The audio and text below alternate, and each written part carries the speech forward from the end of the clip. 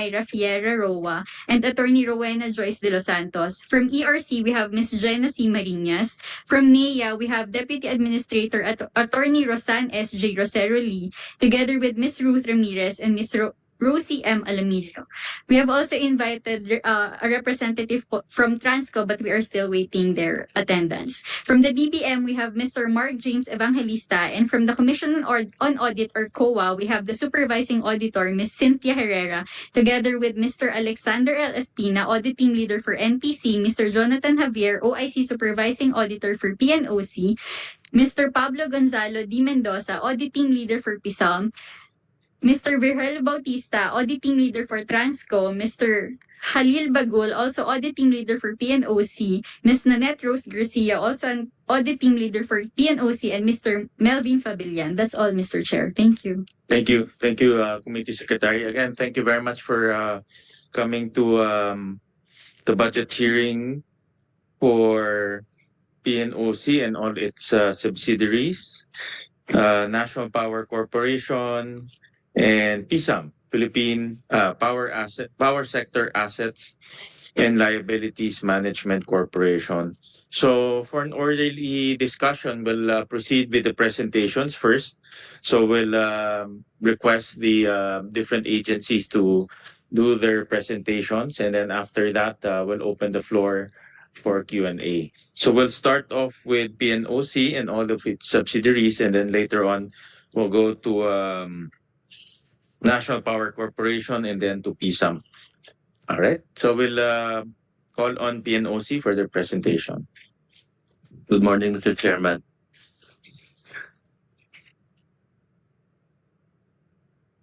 Today, I intend to provide a concise view. Do we have slides?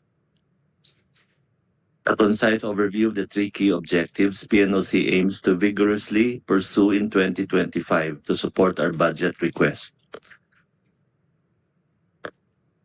Next slide. I show this slide to provide context. Last year, the PNOC board made a pivotal decision to transition from an asset management company to a strategic niche player in the energy industry. This year, our focus has been on capability building, digital transformation, and establishing strategic partnerships with technology providers, potential investors, and government agencies involved in energy projects. Next year, we are ready to fully implement initiatives that closely align with the 2024 Philippine Energy Plan.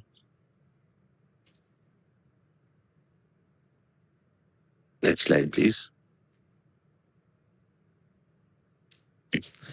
PNOC has consistently been a top contributor among GOCCs to the national government through taxes and dividends. Last year, we remitted 1.58 billion in taxes and 4.22 billion in dividends. Since 2010, our total taxes paid amount to 66.2 billion, and total dividend contributions since 2010 was 25.5 billion. Our first strategic goal for next year is to establish a joint development agreement with the most suitable developer operator for the repurposing of our ESB port in Mabini, Batangas, the first OSW port that will operate in the Philippines. We are actively promoting this project and have received a number of inquiries from interested developers. The frontrunner wind developers aim to launch wind turbines from this site as early as 2028. According to the Philippine Energy Plan, the commitment is to achieve 35% of the total generation mix from renewable energy by 2030, with a specific target of 1,750 megawatts generated from wind. Our second objective is to enhance energy efficiency by installing rooftop photovoltaic systems in key government buildings. PNOC is uniquely positioned to support the goals of RA 11285, the Energy Efficiency Act, and the Interagency Energy Efficiency and Conservation Committee resolution which advocates for solar PV installations in government buildings. To date, we have signed contracts with 5 agencies for a total of 5.5 megawatts. We anticipate signing additional contracts with 3 other government agencies before the end of the month, which will bring the total to over 6 megawatts, and we aim to ramp up to at least 20 megawatts next year. Our third objective for 2025 focuses on supporting NPC's mandate. Currently, electricity customers pay 18.05 centavos per kilowatt hour in UCME to subsidize diesel-generated electricity in off-grid areas. PNOC plans to launch initiatives that reduce this dependency through renewable energy solutions, including solar installations, hybrid wind solar technology, micro-hydro systems, and modular LNG generators. We have secured technology agreements with reputable international firms that have successfully implemented these systems in many developing nations. Our goal is to complete field testing early next year to determine the most suitable energy solution for each target area. Mr. Chair, PNOC seeks an approval for a corporate operating budget of 3.25 billion, fully sourced from our internal funds. A significant portion of this budget will be dedicated to projects supporting the 3 strategic objectives discussed earlier. We believe these initiatives will greatly contribute to the nation's energy transition goals of energy security, affordability of electricity prices, and environmental sustainability while ensuring PNOC's long-term financial stability. Lastly, PNOC seeks the favorable action of this committee to amend the standard special provision. These projects the reason for this is to provide the PNOC with flexibility to invest in investment opportunities that may arise, focusing on enhancing energy security by co-developing indigenous energy sources, accelerating the adoption of energy efficiency programs through new energy technologies, and supporting energy resiliency and disaster preparedness through mobile energy systems. That concludes my presentation. Thank you, Mr. Chair. Thank you for the presentation. We'll go to your subsidiaries. There are 2 subsidiaries, PNOC Exploration Corporation and PNOC RC. So we'll go with PNOC EC first for their presentation. We'll do the rounds first and then we'll open the floor for Q&A. Yeah, thank you, Mr. Chair. We'd like to request our Vice President for Management Services Division, Mr. Candido Magsumbol, to present the report. Good morning, Mr. Chair. So I'll be presenting PNOC EC's projects, accomplishments, and our indicative work program and budget for 2025. Next slide, please. PNOC EC is the upstream petroleum and coal subsidiary of the Philippine National Oil Company with the primary mandate to explore, develop, and produce oil, gas, and coal. Shown in this, previous slide. Okay. Shown in this slide also are our vision and mission statements with a vision to be the leading energy exploration and production company in the country by 2030. As part of our mission, we are committed in the furtherance of national objective of energy security through exemplary performance in all our undertakings. PNOC EC's corporate operating budget does not form part of the general appropriations, and we do not receive subsidy from the national government. Funding for our programs, activities, and projects are sourced from our internal cash generation. Next slide, please.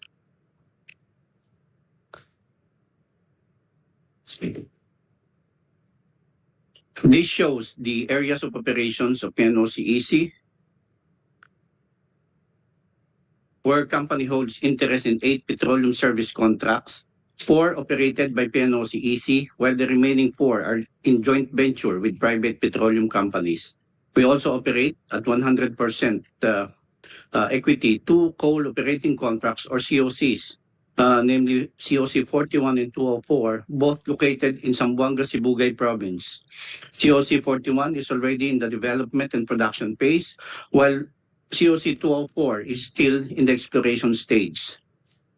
Next slide, please. I will proceed to the highlights of the activities and what the company has been doing in our project since last year. For SC38 Malampaya, the consortium led by the operator Prime Energy continued production of natural gas and condensate.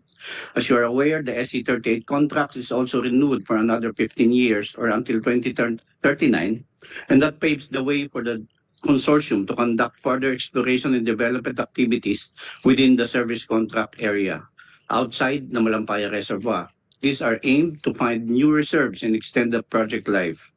The consortium continues to conduct the preparatory activities for the drilling and development of at least 2 commitment wells under the SC renewal terms. Also last year, PNOC EC farmed into service contract 6B, also in offshore Palawan, to acquire 20% equity share in the project. Preparatory activities by the operator, Nido Petroleum, are also ongoing for the drilling and testing of Kadlaw 4 well within the area. Next slide, please. For SC37 Cagayan Basin, we continue the drill site preparations and procurement of services and materials for both the drilling of Chico Prospect and the workover of a previous discovery, Mangosteen Prospect. The workover is aimed to test Mangosteen Reservoir's producibility and subsequently evaluate potential for commercial development and production. For SC57, Alamian in offshore Palawan, that PNOC EC operates 100%. PNOC EC completed the acquisition of 1,519 square kilometers of 3D seismic data in June of this year. The processing of the seismic data acquired is currently ongoing. Next slide, please. For other service contracts, in SC59, we have ongoing studies for the drilling of prospects already identified in the area. This is currently under force majeure due to West Philippines the issue, while for SC79, we have data purchase and ongoing interpretation of available seismic data. We also reviewed options for the conduct of geochemical survey or hydrocarbon SIP analysis as part of evaluation of the prospectivity of the area. We also continued evaluation of several domestic blocks for possible application or nomination to the DOE or farm-in if there are existing service contractors. Next slide. For our coal projects in COC 41, PNOC EC completed the development of Coal Mine 3, where we have ongoing production. Site preparation as part of the development of another mine, mine number 4, is also under COC 41 is ongoing. While for COC 204, we have ongoing exploration drilling and geophysical logging as part of the determination of reserve potential. The results will eventually be used in subsequent evaluation or studies if commercial development will be warranted. Next slide, please. This slide shows other accomplishments of PNOC EC. We generated 1.06 billion pesos of net income in 2023 and recorded 679 million net income in the first half of this year. From our prior year's income, PNOC EC declared in February and in March of this year, total of 2.002 billion pesos, comprised by 1.998 billion pesos remitted to the national government and 4 million to our public stockholders. Our corporate social responsibility activities, particularly in our project areas, are continuing. Just recently, we successfully maintained our ISO certification for quality management. Next slide, please. Having presented our recent accomplishments, we provide the highlights of our indicative budget for 2025. We're looking at 12.165 billion pesos requirement next year, 11.3 billion of which will be for exploration and production activities. This is broken further to petroleum development and production projects, Service Contract 38 and Service Contract 6B of 4.03 billion. Petroleum exploration of 5.45 billion, and coal projects of 1.83 billion. The combined corporate OPEX and CAPEX of 700 million and 141 million respectively comprise only 7% of our total indicative budget for next year. Now, the following slides will show the major activities for our projects with the corresponding budget requirement. These are our projects under development and production where we require 4.034 billion pesos. In SC38, programs include the continued production in SC38 and the conduct of drilling of at least 2 commitment wells. For 6B, the drilling and production testing of Kadlaw Prospect are programmed. Next slide, please. In our petroleum exploration activities where we budgeted 5.45 billion, we continue our program to conduct the drilling and post-drilling evaluation of Chico Prospect in SC37.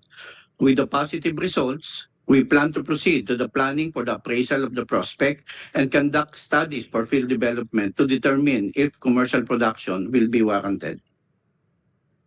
We will also continue exploration works and studies for our other SCs and conduct of due diligence of opportunities in petroleum exploration, development, and production, both domestic and overseas.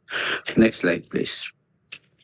For our coal projects, we expect to continue the production from our coal mine 3 while continuing the development and procurement of equipment and materials for our mine 4, both under COC 41. Aside from continuing the exploration drilling and geophysical logging and mine development, we also program the evaluation and studies of new domestic coal areas. That's all, Mr. Chair. Thank you. Thank you. We'll call on PNOC RC for their presentation.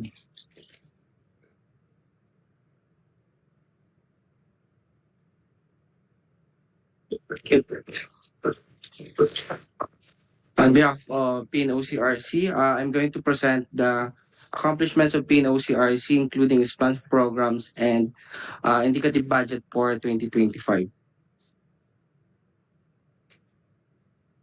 Next slide.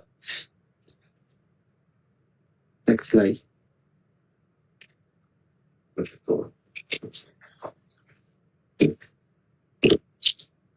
Next slide. So we continue to abide or anchor our plans and programs with our president's top agenda, which is the renewable energy development. It was pronounced in his latest one in 2022 and 2023, and recently the ASEAN Summit in Lao for 2024. So it is also in accordance with the DOE's Philippine Energy Plan. Next slide, please. So next slide. So PNOC-RC's primary mandate. Next slide. So PNOC-RC's primary mandate is to promote and undertake research, development, utilization, manufacture, sale, marketing, distribution, and commercial application of new renewable, non-conventional, and environment-friendly energy sources and systems. Next slide. So what are the challenges encountered by PNOC-RC in handling or carrying out its mandate? So these are the following. So very broad mandate on renewable energy development. As capital-intensive business, it has low seed capital of 706 million only. And it has changing strategic directions, which are non-sustainable initiatives. And lastly, non-empowerment of PNOC-RC as the only government agency with a primary mandate in renewable energy development. So these are the accomplishments of PNOC-RC for 2023, the operation and maintenance of existing renewable energy projects, signing of joint venture agreement, intensification of its solar rooftop projects with government agencies, continuation of technical services for operation and maintenance, continuation for technical services for pre-development activities of big ticket RE projects, and in support with DOE's Government Energy Management Program. So the details of the accomplishments in the next slide. So for operation and maintenance, we operated 2.57 megawatt solar rooftop installation in 13 government agencies. We have 1 megawatt Rizal hydropower plant. For the joint venture agreement, we signed the 1 megawatt station Agno River irrigation system. So for intensification of solar rooftop project, we have added additional 0.29 megawatt additional solar rooftop installation in government agencies. And we continue to provide technical services with the private sector in support of their or in partnership with their government agencies in pursuing solar rooftop in their agencies. So for technical services, we continue to operate and maintain the 20.20 megawatt solar rooftop project in House of Representatives. For technical services, continuation of pre-development activities for solar farm in Cagayan and wind project in Cagayan. So for GEM, we are able to turn over 375 energy audits of LGUs and completed 3 solar demo projects for the Department of Energy with a total installed capacity of 117 kilowatt peak.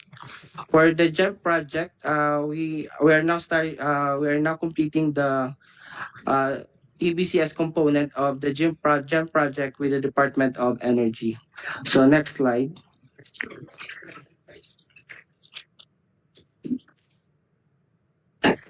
Next slide, please.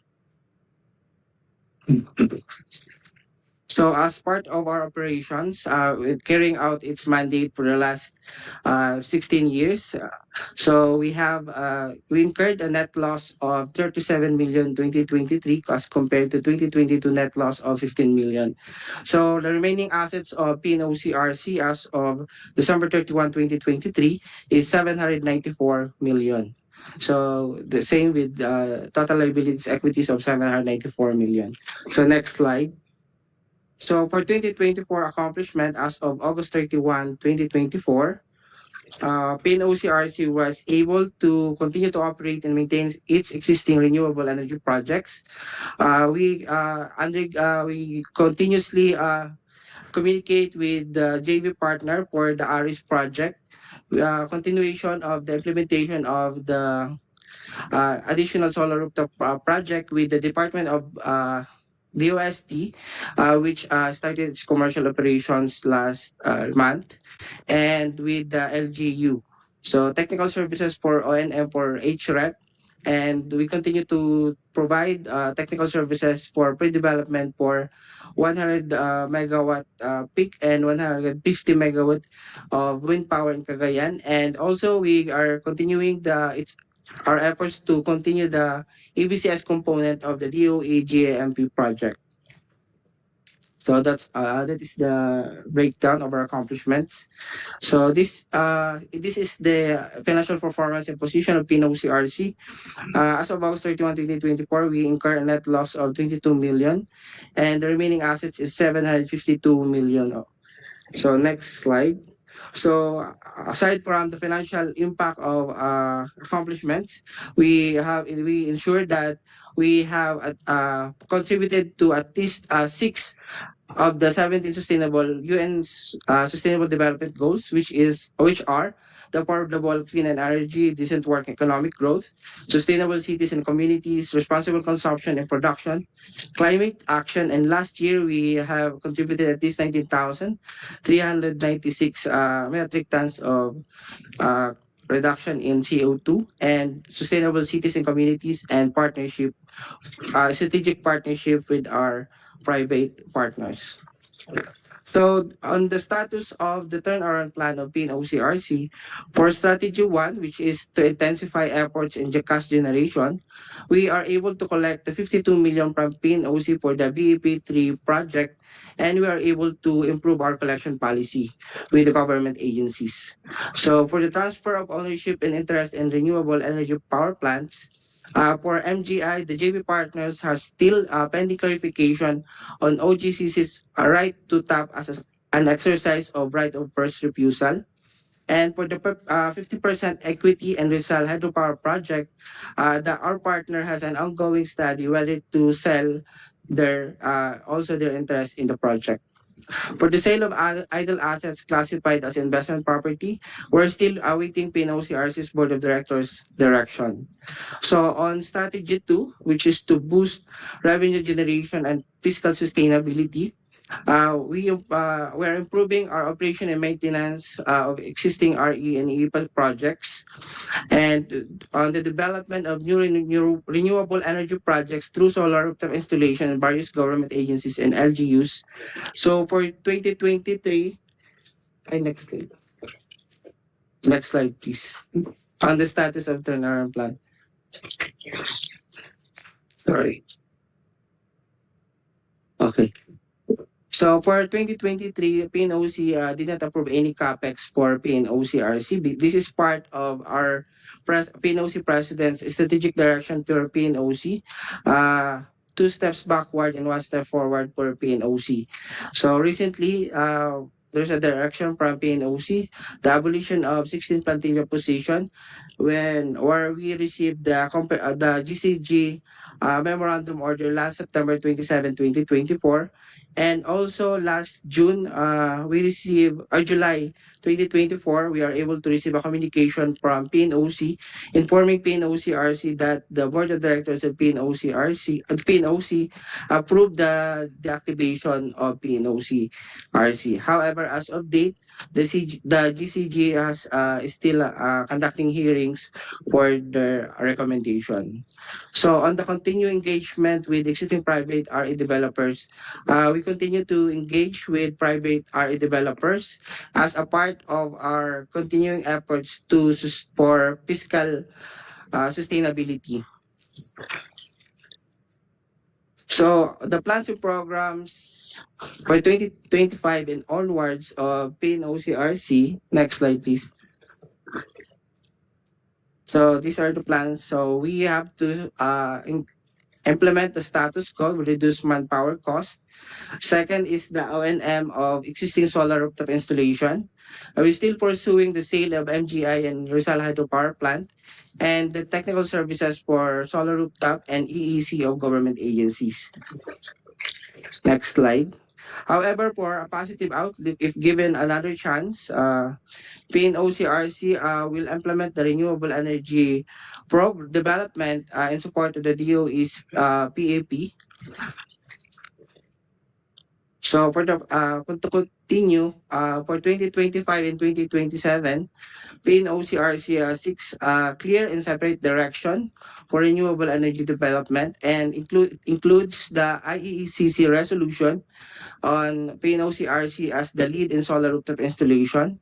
And number 2, status quo, reduce manpower cost, additional 3 megawatt solar rooftop installation. So this will be funded by the sale of MGI and Rizal Hydropower Plant. And lastly is the reorganization of PNOC-RC. So for 2027 onwards, we really need the funding for solar rooftop installation because some government agencies did not have the sufficient budget to support the GEM project of the government. So next is additional 5 megawatt solar rooftop installation annually. And we also want to explore the microgrid system to improve or to reduce the electricity cost of electric cooperatives and to pursue other RE projects. So PNOC-RC as lead in GMP project. So the solar rooftop program in government agencies. So why PNOC-RC? PNOC-RC has been engaged in solar rooftop projects since 2015. It was already recognized by the World Bank to be the lead implementing agency for GMP project and the sustainability of project. So we ensure the sustainability of project. So there is a 15-year cooperation period to support the O&M of its solar rooftop installation with government agencies. Also, we want to introduce the standardization of costing, up-to-date and new hidden cost for solar rooftop installation. Because based on our experience, we receive a lot of solicitations from various LGUs with varying budgets for solar rooftop installation. And lastly, this is to ensure prudence and responsible spending and GMP investments of LGUs and government agency. So this is our indicative budget for 2025 for total employee cost of 26 million. So MOE of 17 million, total OPEX of 43 million, and CAPEX of 3 million. We have a proposed or indicative budget of 47 million. That's all, Mr. Chair. Thank you. Thank you. Thank you for the presentation. Next will be fall on NPC, National Power Corporation. Mr. Chair, may I ask our Vice President for Admin and Finance, Mr. Chris Hilario, to present the details of our COP. Honorable Presiding Chair, Senator Sherwin Gatchalian, and to all the esteemed leaders and colleagues in the energy family, a pleasant good morning. Before I proceed in presenting our accomplishments and proposal for fiscal year 2025, allow me to have a quick review of our charter as a government-owned corporation. The NPC is the GOCC mandated to energize far-flung off-grid areas and islands in the Philippines. And we are able to fulfill this role through our power generation facilities called the Small Power Utilities Group. And as of June 2024, the corporation operates 165 SPAG power plants in 155 areas across 140 islands, with a total dependable capacity of 185 megawatts. Now, 83 out of these 165 power plants provide 24-hour electricity service to 73 areas, while 63 power plants and areas provide electricity with less than 12 hours a day. So, on top of powering the islands, NPC is also mandated to perform effective and efficient management of the government's remaining power assets in Agus and Pulangi, the hydropower plants in Mindanao. And lastly, another mandate of the corporation is the management of 11 watershed areas and 5 large dams in Luzon to support power generation. Now, for our accomplishments for fiscal year 2023, next slide, please. As of December 2023 year end, 43% of the 1.314 billion allotment of NPC has already been obligated, and it has a validity of 2 years. Now, of the 564.82 million obligated, 16% or 92.475 million was already paid. Next slide, please. Now, in terms of physical accomplishments for fiscal year 2023, now by the end of 2023, NPC was able to complete a total of 1,139 circuit kilometers of transmission lines in the provinces of Palawan, Catanduanes, and Masbate. Next slide, please. Now, it was also able to upgrade and complete 220 MVA substation facilities by year end of 2023. Next slide, please. And to support its strategic thrust of lessening its reliance on diesel fuel, NPC was also able to complete the installation of 235 kilowatt peak for its renewable energy hybridization project. And for the first half of 2024, it has also substantially completed for testing and commissioning an additional 500 kilowatt peak, which will increase its total RE power generation source to 735 kilowatt peak. Next slide, please. Now, for the first half of fiscal year 2024, 60% of its total allotment of 1.316 billion was already obligated. And next slide, please. And by year end of 2024, we expect to complete an additional 28 circuit kilometers of transmission lines, an additional substation capacity of 35 MVA, and additional distribution lines of 49 circuit kilometers. And that is our accomplishment po for fiscal year 2023 and first half of fiscal year 2024. Now moving on to our proposed corporate operating budget for 2025, NPC is proposing 40.038 billion. And the breakdown of this proposed corporate operating budget is shown. Next slide, please. Of the 40.038 billion, 82% is allocated for maintenance and other operating expenses, of which more than a third, or 35%, which will be used for fuel and fuel hauling services. 11% is allocated for capital expenditure projects, and 7% for personnel services. Next slide, please.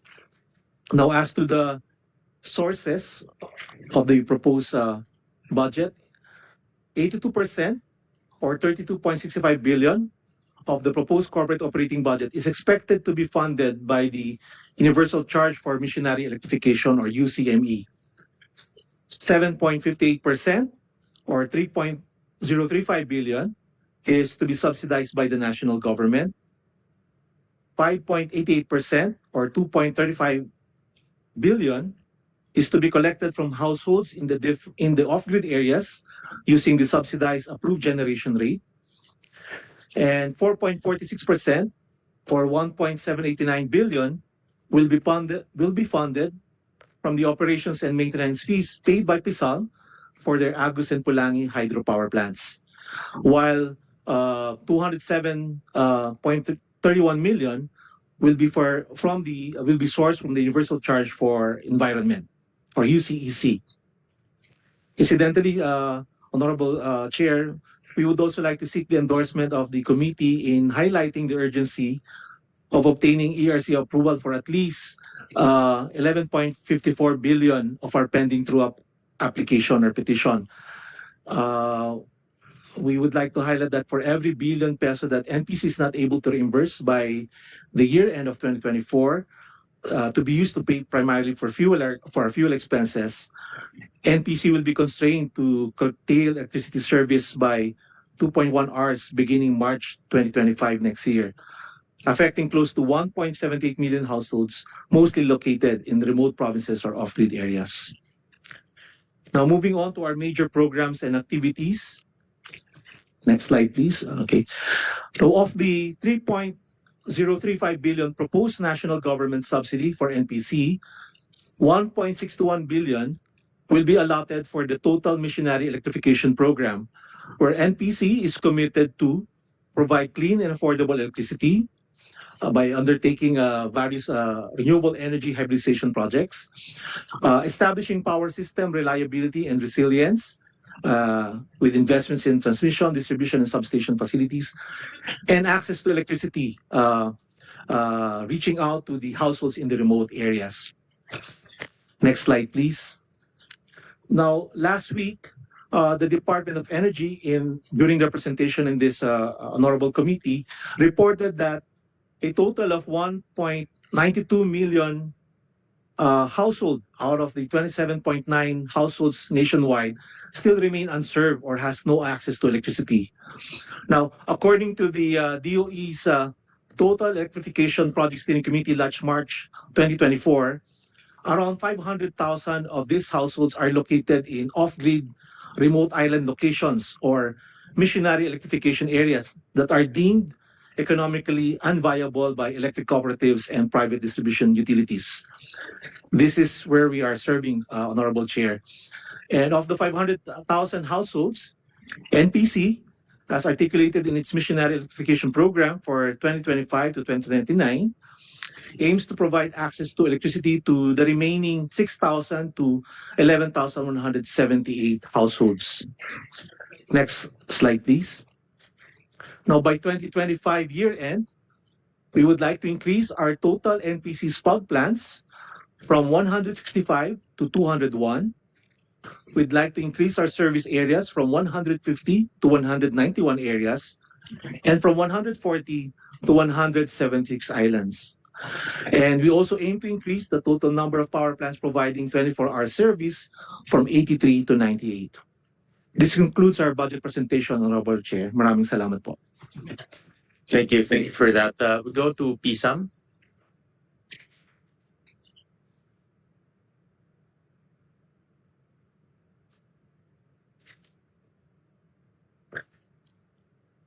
Good morning, Good morning, Mr. Chair. I'm here to talk about our proposed 2025 corporate budget. Next slide, please. Next slide. So PISAM has three main mandates and functions. We are the government and GOCC to privatize and manage the remaining generation assets of NAPACOR. We are to liquidate the financial obligations and administer the universal charge. Next slide, please. Next slide, please. As to our accomplishments, as of June 30, 2024, we have privatized at least 82% of the generation assets, equaling 9,026 megawatts.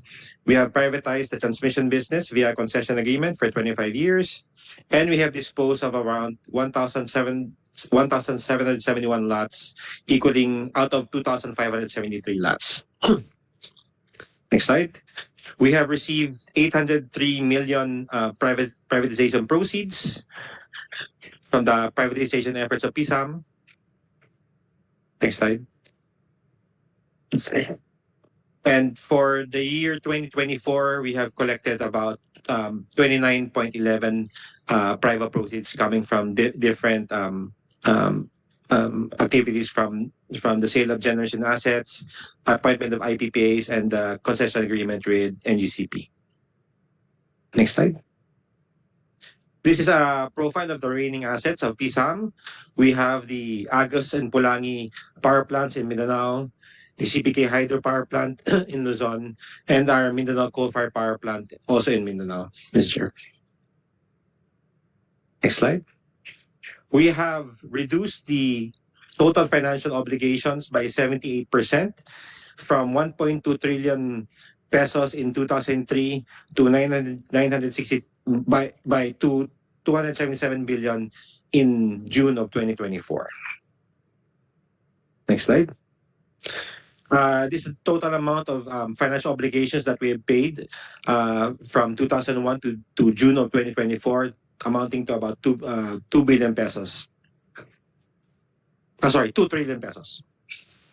With regards to the universal charge for ME, for renewable energy development cash incentive or the Red Sea, the environmental charge, the stranded contract costs and stranded debt, which are the 5 universal charges, we have collected and disbursed 277.58 billion pesos. Next slide. With regards to our accomplishments during the PBBM administration, we have privatized the Kasiktan Hydro Power Plant and turned it over to the winning bidder on Feb of 2024. We have disposed 14 real estate lots. We became the direct member for Lazareco Megalco, which led to the successful implementation of Western Mindanao. And we have entered into various power supply agreements with electric cooperatives in Luzon and Mindanao. We have reduced our financial obligations by 22%. We have collected about 102 billion privatization proceeds, and we've remitted 2.7 billion pesos to the National Treasury. And we've collected and remitted close to 48 billion pesos worth of universal charge funds. Next slide. For our priority areas in 2024 and beyond, we hope to privatize the CBK power plant, the Mindanao coal-fired power plant, and various prime real estate assets such as Bagak and Diliman. We will continue to, with regards to our asset management, we will continue to operate and maintain Agus Pulangi based on our operations and maintenance agreement with NAPACOR, and continue to sell the energy from those power plants to various customers in Mindanao. Next slide, please. We will also continue to service the remaining or the maturing financial obligations of 277 billion pesos. We will continue to manage our proceeds coming from our power assets, the MKE funding, and continue to provide the budget for Napocor through the MOA and Transco. Next slide. And lastly, with regards to our remaining mandates, we will continue to efficiently manage the universal charge. We hope to successfully litigate our remaining pending cases in court. And with regards to the corporate life of PSAM, we hope to extend the corporate life of PSAM, which expires in June of 2026.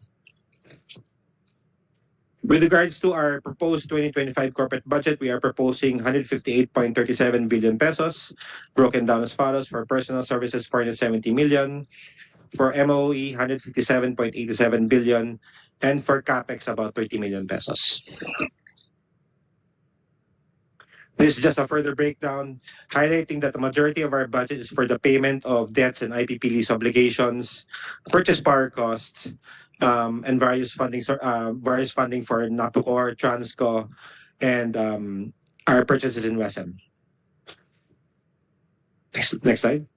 This is a comparison between our 2024 and 2025 budget.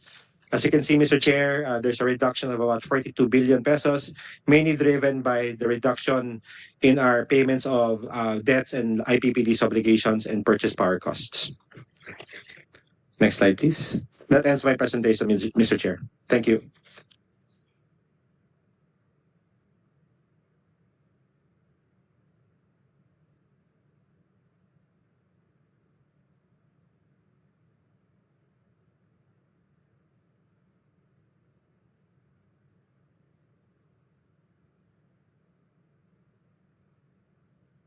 Thank you. Thank you for the presentation. Let's open the floor for Q&A. I'll start off with PNOC, and traditionally, and for those of you who worked in the government sector for many years and experienced the budget deliberation for many years, normally it's the head of office who will come here to defend their budget.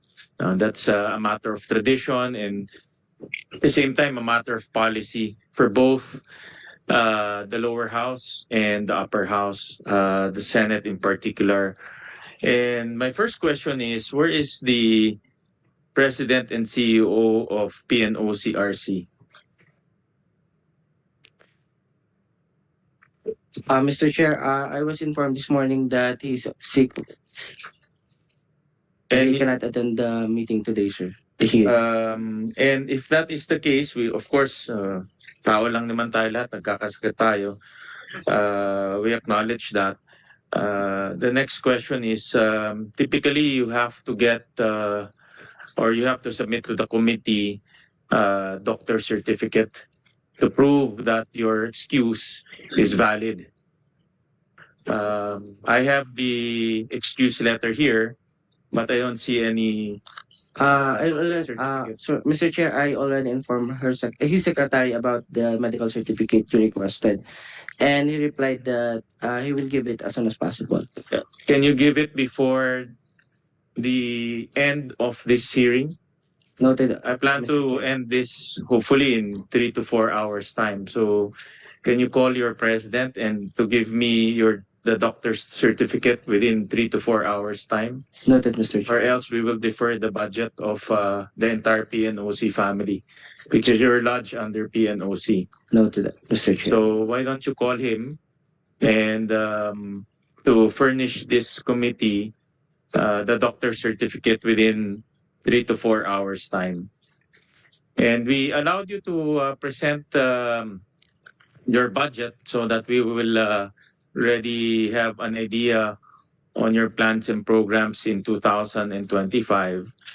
We allowed you as the representative of PNOC-RC, but to further deliberate the budget, we require the head of agencies to be present.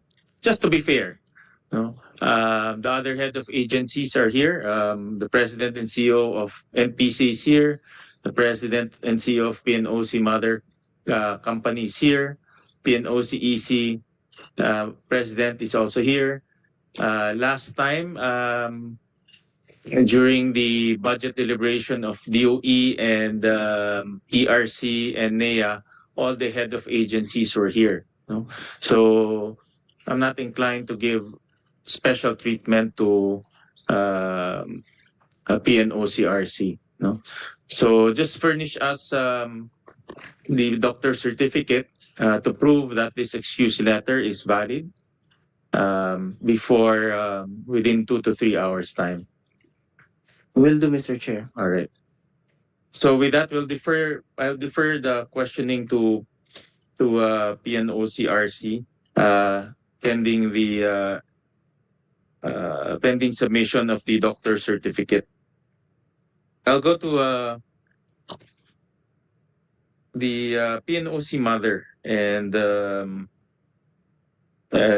President Butalid. I was observing the presentation. My first question is, I was observing the presentation of PNOCRC and PNOC Mother Company, and I think we all agree that there's almost everything is an overlap. PNOCRC is presenting their plans and programs on expanding their renewable energy portfolio. Looking at your plans and programs, you're also shifting to renewable energy. So I'm confused. Yes, Mr. Chair. I think the differentiation really is on scale.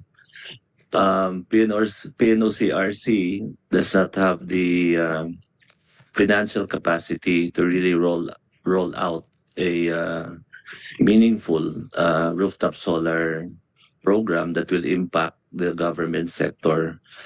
And so you're correct, PNOC Mother and the board decided that it will be one of 3 objectives in 2025. So the second objective I discussed earlier was really to enable many government agencies that want to comply with the interagency energy efficiency mandate, but they do not have the capex or even the expertise to put up their own rooftop solar. So we have already, in fact, to date, signed MOAs with major agencies, PEZA, TESDA, NEDA, NFA, and there are many water districts. And so there is a very strong clamor for this to be implemented. And aside from scale, maybe the second differentiation, Mr. Chair, is the value proposition. So we are giving better prices. For instance, we are giving RC4 gave a 5% discount versus the utility rate. We are willing to give up to 20% depending on the location and scale versus the utility rate. So the value proposition is better.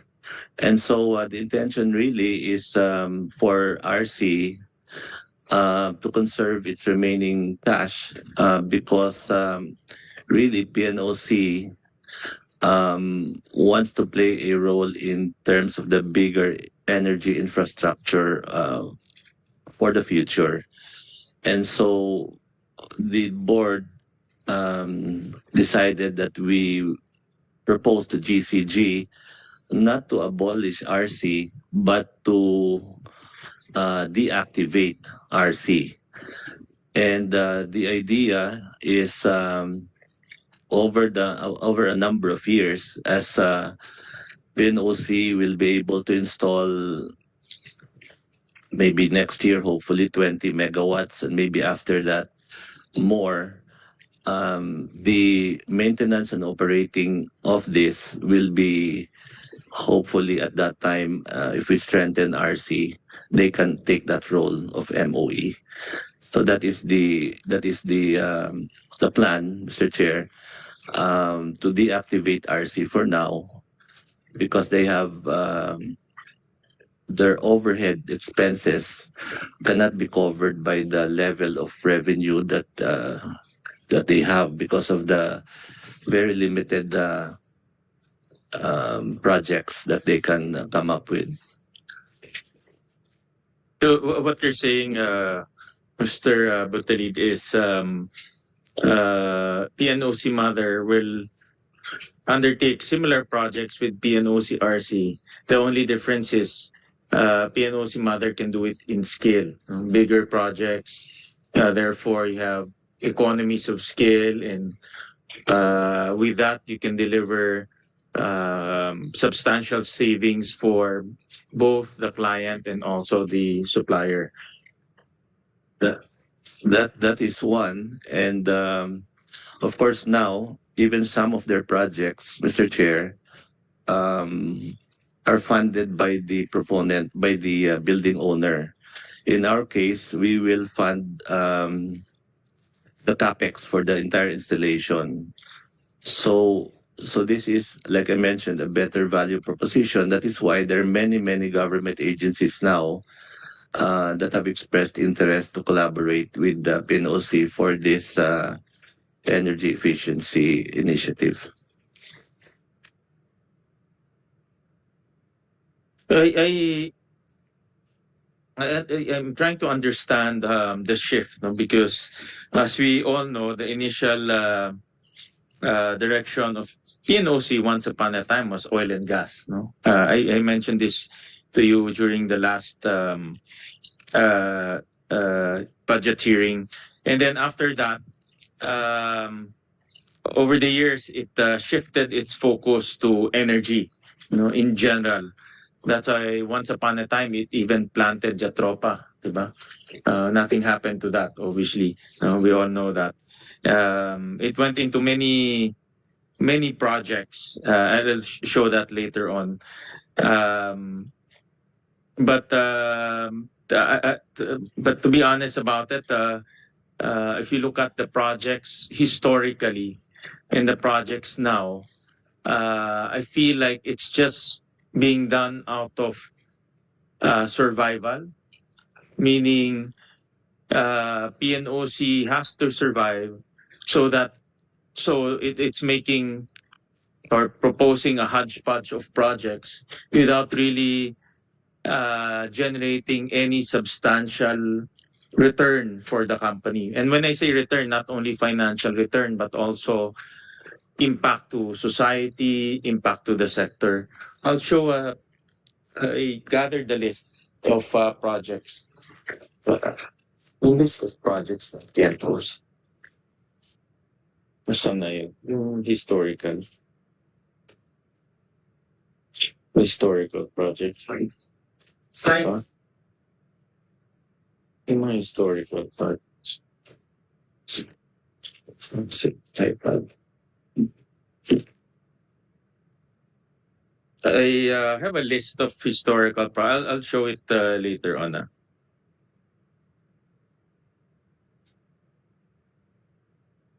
This one.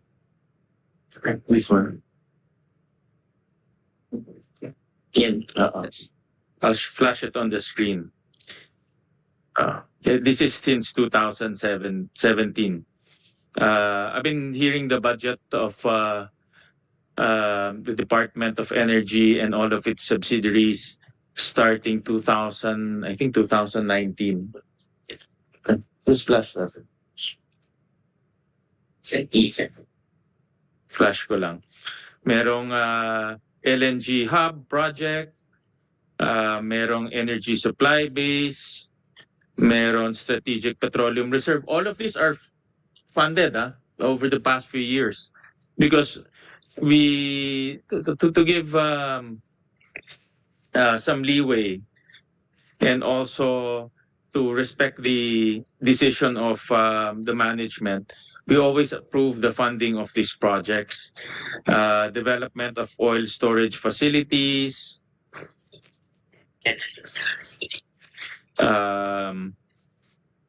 PNOC Industrial Park, yan. Ito. This is only 2017 when I became the chairman of the Energy Committee as well as the chairman of the subcommittee. And then you have hybridization of off-grid areas, solar rooftop PV system, of course, charging station, and so on. No? To be honest about it, ang na-realize lang dito yung sale of bank gas. Pero wala na yun, sunk cost na yun sa atin. If you don't sell it, then it's a loss for government. But if you look at the entire list here out of the 16, the only one that the country realized was number 2, the sale of monetization of bank gas. No, so and I say this objectively. I'm not nothing personal, Mr. Butalid, but I say this as part of my job evaluating the budget of the different agencies. That PNOC in the past have always been requesting for money for projects, pushing different types of projects, but nothing actually are realized in all of these proposals. And if you also look at the projects, if you look at all of this list, it seems to me it's a hodgepodge of projects. There is no clear direction where PNOC wants to go. No? And how PNOC wants to contribute to society and to the country. That's the message or the analysis that I'm getting from all of these proposals. And now we're actually proposing many projects. Once again, I'll show the list of projects, and you have actually allocated some amounts. Like, for example, rooftop solar PV system for government projects is 120 million. I'll show it later on. And then you also want to go to retail and electricity supply, 500 million. Then a PNOC self-generating industrial park, 750 million. These are not small amounts. If I get this money, I can complete all the backlog for school buildings in the next 2 years. No? Then you have offshore wind integration port, which personally I agree because this is what is lacking right now. Then you have PNOC micro hydro development project using vortex turbines, 300 million, and then you have charging stations, 22 million. So these are not some change. No, these are not small amounts. We're talking about billions of pesos in terms of projects. But if you look at the list of these projects, in my opinion, there's no direction. I can't seem to get what is the relationship between the charging station and then to RES and then to hydro power plants. No? So that's what I'm getting in this proposal. So my question, Mr. Butalid, President, how did you conceptualize these projects? No? What is the direction of all of these projects? Because you have a charging station, then you're also going to a RES. So how are these projects conceptualized? Go ahead, sir. Thank you very much, Mr. Chair. This list was generated early this year, April, and a lot has happened already since the time we made this, and so there have been adjustments. But let me just say, Mr. Chair, that in one talk that Secretary Lotilla gave to our employees, he mentioned that the intent really of PNOC, and he gathered this from a conversation with Secretary Velasco, the first PNOC and also DOE Secretary, that the role of PNOC is really to play the role of sort of the investment arm of DOE. And so I think it is a very, it is something that we have internalized now, that it is very important to align the investment direction of PNOC to the policy direction of DOE. And well, I cannot speak for the period before 2023, Mr. Chair, but I think today the energy direction is very well articulated. It is in the Philippine Energy Plan, and as a principle in terms of identifying projects, that is what we are trying to refer to. And so, for instance, I grouped our possible investment areas into the three objectives that I presented earlier. So number one, offshore wind. That is a very important item because it is a nascent industry. There is not a single offshore wind turbine still operating, but the potentials are established as very significant. And so the industry now, for instance, the wind developers, they're waiting for signals. No, there are many determinants they're looking at: the marine grid, the price signaling for the auction next year, and of course the logistics. And so that is what we are trying to support. And so, as I mentioned last year, even without a financial impact study, the board of PNOC immediately expressed its commitment to repurpose the ESB port, knowing that there's a significant potential of the Mindoro wind corridor, and we are very strategically located. So that is an example of really, you can say, changing course, but changing course for good reason. And so we had to do away with the study, which was made earlier before the pronouncement of, for instance, EO 21, the EO of the president wanting to fast track the offshore wind development. So even if there was already 23 million study for for expanding the commercial cargo handling capacity of the port, we had to shift because that is the policy guideline. The second strategy or group of projects under the second strategy I mentioned in my presentation is to promote energy efficiency. So that is the solar is the fastest to deploy and most meaningful in terms of the government agencies who want to support the energy efficiency initiatives because their electric bills will go down, and they can really, in terms of their CSR, they can claim that they are participating meaningfully in the overall effort to shift to green energy. The RES, Mr. Chair, is strategic because we have a situation like I had a conversation or a meeting with NIA, National Irrigation Authority. So they have a budget to put up solar installations in remote pumping stations for their irrigation.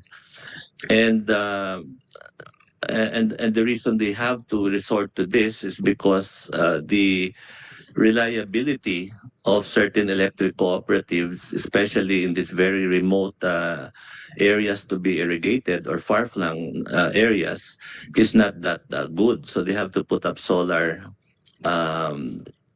power to support these pumping stations. And the problem is the solar, the pumping stations only run half of the year. And so they are not allowed in their mandate to sell the electricity from the solar, which will continue to generate even if they will not use the pumps the rest of the year. And so they cannot, it's not in their mandate to sell to the market, to the electric co-ops or to WSM. And so they would need an entity like PNOC to play the rest role for this. So this is an example. And the third objective I mentioned is to support NPC. So we saw that there is a lot of subsidies in the past 3 years, 25 billion in subsidies. And so we think we can deploy technology, not only solar. There are many new technologies now that are very suitable for remote islands. So this is the direction, Mr. Chair. While it may look like a hodgepodge, it really is united to these three objectives that I mentioned. Now, pertaining to the matter that we are not anymore, or we have strayed from the original mandate to promote oil projects. That is true because it was a government decision to exit the downstream industry, and our other ASEAN national oil companies, they're very large, Petronas and Pertamina and PTT. They are very strong in that area. But in our case, we have decided as a government to exit from the oil industry. Nonetheless, we are entertaining proposals for micro refineries. We have not yet established the viability, but there have been some investors who have proposed new technology, which is supposed to be make it lower cost for diesel, especially in the remote areas. So we are also going into that, and we are also improving our collaboration with our ASEAN counterparts, NOCs, they call it, national oil companies. In fact, in the past, Pertamina and Petronas CEOs have not been investing in the Philippines. Now they're looking at areas where we can collaborate. So these are the insights, Mr. Chair. It's not really that there is no rhyme and rhythm to the projects we are proposing, but it's really on what clear direction, policy direction is coming out of DOE in the PEP and other initiatives they would like us to look at. Thank you, Mr. Chair. Thank you. Thank you for the answer. I appreciated your explanation during the last budget hearing, 2023, on the refocusing of the ESB from energy to wind, no? From purely an energy development area, the energy supply base, ESB, into an offshore wind port. No? I remember during our discussion in the budget hearing and as well as of the budget hearing, you explained to me and to the committee the repurposing of that facility. And I do acknowledge, that the repurposing seems to be a good direction, because offshore wind, as explained to me, needs a lot of logistical support from government. And I do admit that, building an offshore wind facility is really a challenge. It's not as simple as just putting, the wind pillars and connecting it to the grid, and it will already inject power. Transporting the pillars, transporting the turbines, making sure that it doesn't have any environmental degradation or environmental impact, making sure that the livelihoods of the community is sustainable or sustained.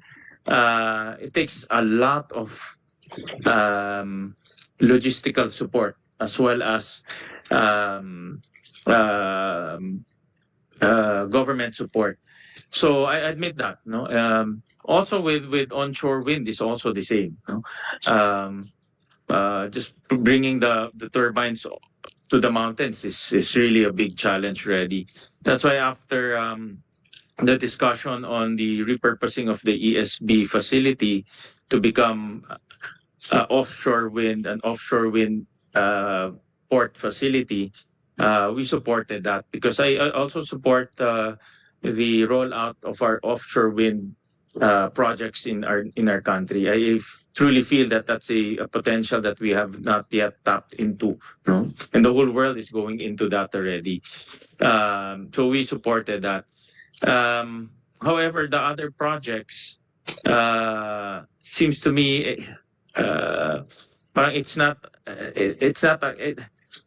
my view always for government is it has to be government should be the catalyst could catalyze the projects in order for the private sector to join in. It has this effect, no?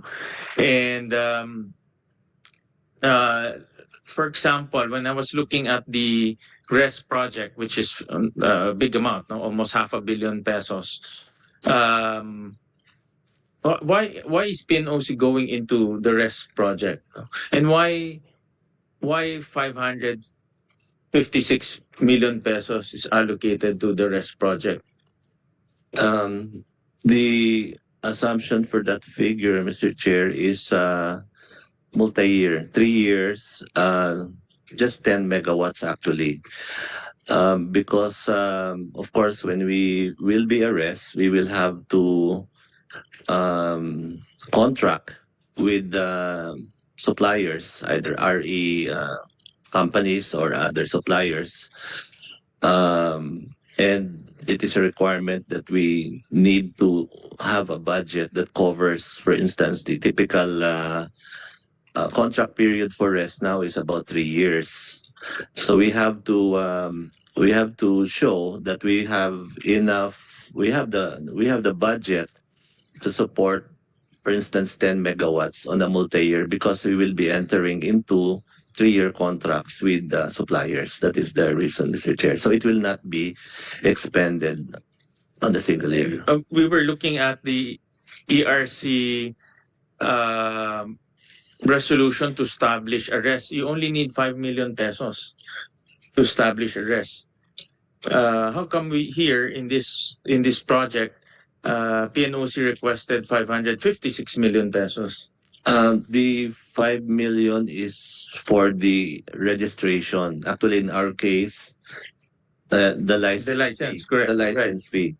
Yeah, in our case, actually, because the license amount is pegged on the assets of PNOC, so we will be paying higher, 23 million. But that is not the license fee. That is the value of the contracts with suppliers, either RE suppliers or base load suppliers, whatever contract we will have with the government agency that we will enter into. That is the contract amounts we estimate covering 3 years only at 10 megawatts. So, and the reason why we have to put it, even if it's a multi-year, is because at the time we will sign these 3-year contracts, which is the typical term for RES contracts, we have to show that we have the budget approved to enter into those contracts. Yeah, typically, address is you just sell electricity, diba? So you're like a middleman. Eh. You're like para kang ahente. You're like an agent. So I'm trying to understand, why do we need to allocate 556 million if you're just an agent? Where will the 556 million go? So, in the case of my example earlier, for instance, NIA, maybe they will not require that because it will be, but there are certain cases wherein maybe our government, because we will only be selling power to government. That is the intention, to be able for government entities to get the lowest possible generation rate. So if there is a need for us to enter into a contract with, for instance, a base load plant, we have to cover that in amount for 3 years. Although you're correct, it is a in and out. Like we will get paid monthly, and we will also pay the supplier monthly. But we need to show that the contract amount is covered in the budget. That is the reason, Mr. Chair. But it is really you're correct, a trading business model. Correct. That's what I understand how RES operates. So the 556 million seems to be quite substantial, no? And quite significant for a RES operation. Do we have a feasibility study for this PNOC RES project? We do not have yet, because actually we still have to.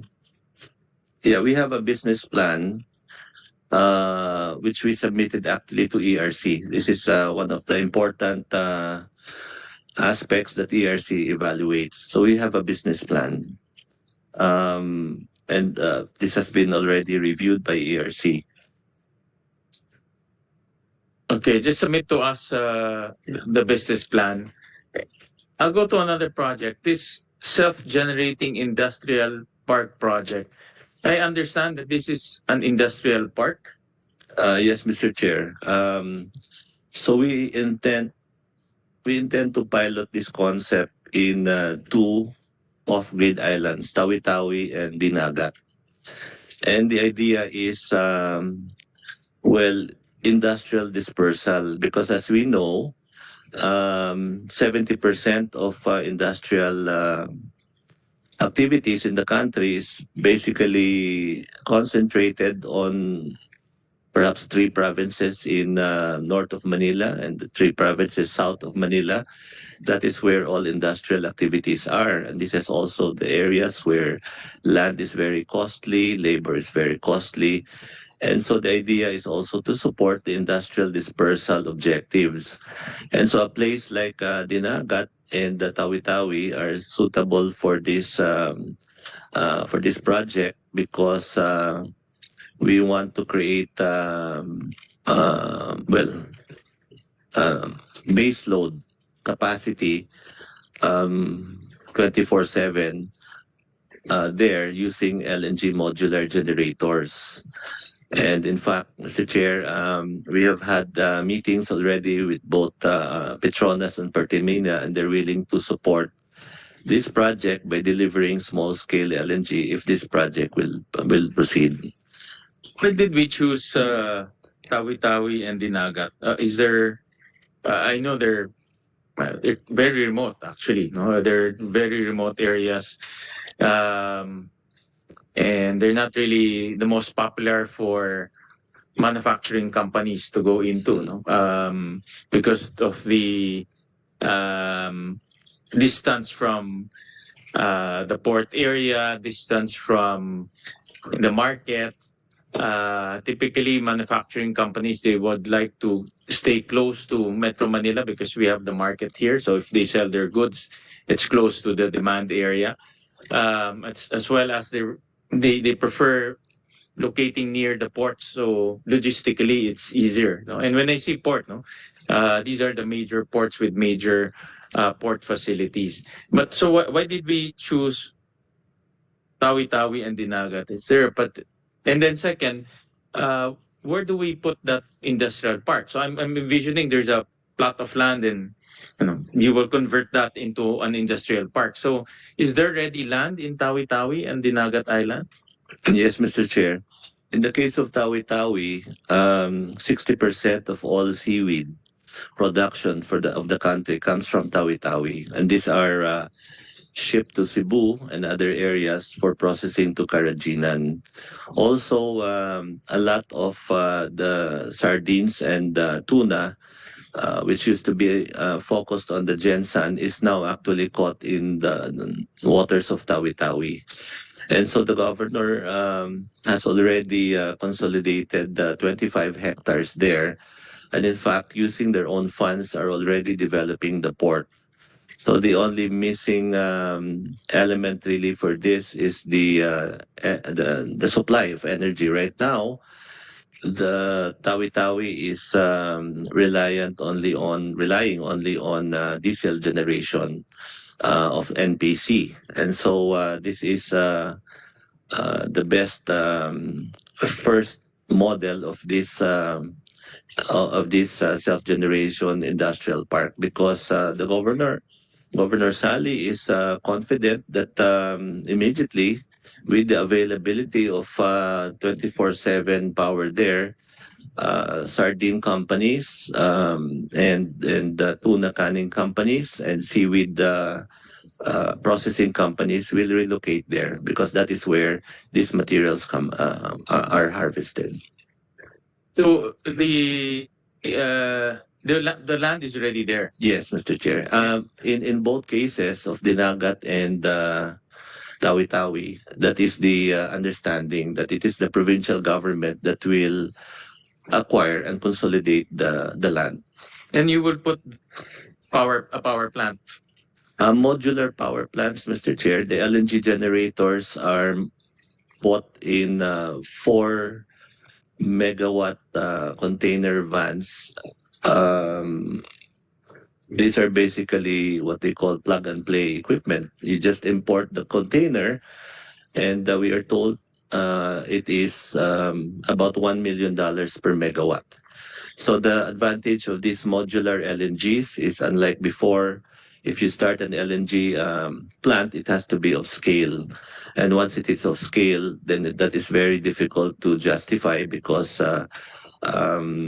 you can't get the load corresponding to that scale from day one. In this case, it can be added as there is interest to locate there. Is there so you're planning to put LNG generators to power the self-generating industrial plants? Yes, just to be a catalyst, but as it will become bigger, I'm sure other private sector operators will want to come in. So our goal really, Mr. Chair, is to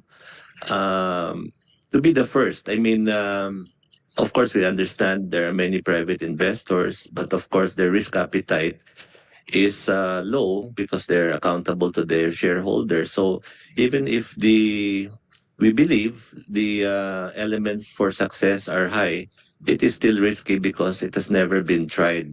So PNOC, playing the catalyst role, we will invest only in the first few megawatts, and then once we prove that it is sustainable, we are certain that there will be more investors, private investors. So that is our role, basically, Mr. Chair, to open opportunities for players to come in underserved areas. Do we have a feasibility study for this? The same question. Did we study this, and did we have, let's say, the typical feasibility study, a rate of payback period, a rate of return? Do we have all of those studies? So these are fairly recent developments, Mr. Chair. We actually visited Tawi-Tawi only 2 months ago. Only yesterday, we had a meeting with PEZA, the Director General Panga, and TESDA also. So this is still taking shape, but definitely we will fund a feasibility study for this. And in fact, we will have a workshop with the Tawi-Tawi planning people in PNOC by the end of the month. So this is one of the examples of being a catalyst just to start a certain business model that will hopefully catch on with private investors. I support that. No, I really believe that government should have that catalyst role. But this catalyst role should be calculated to make sure that losses or risk is minimized. Like I said, no, resources, especially budget, is really very it's very scarce, no, in government.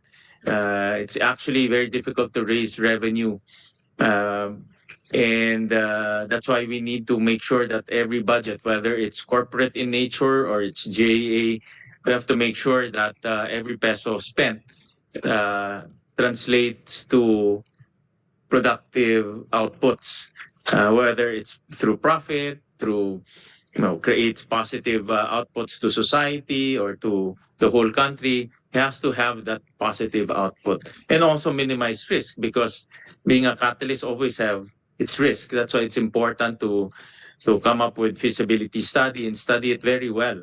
That despite all of this risk, we will create positive outputs and the community will benefit. Now, in this case, for example, if you are saying that Tawi-Tawi seaweed farmers will benefit, then how many seaweed farmers will benefit? How much of their income will increase? This type of studies should be well documented, or else we're just with all due respect, we're just throwing money without really knowing will it impact um, the local community. No, in this case, diba? I do admit that we can help the seaweed farmers, but by how much, no? And by how many? No, those are the things. I don't know if you've studied that. No, those are the things that if you perform a catalyst role, should be documented very well. Yes, Mr. Chair, we realize that. In fact, I can confidently assure you our risk committee, composed of the 4 private sector directors, are very rigorous. They're all from the private sector. They're all seasoned in investment, and we will definitely have a detailed study about this before we actually put money into this. In fact, Mr. Chair, that's the reason why until now we have not spent anything yet for the ESB repurposing, because we are really looking for options wherein it will not be necessary anymore for PNOC to actually fund the construction. So we have been fortunate to receive a lot of queries using new technology, using a combination of business models. So that is very much top of mind of PNOC, Mr. Chair, that every investment, every project we will go to will be rigorously vetted and studied. We assure you, Mr. Chair. Thank you for that assurance. Another project that I saw is the hydro development project using vortex turbines.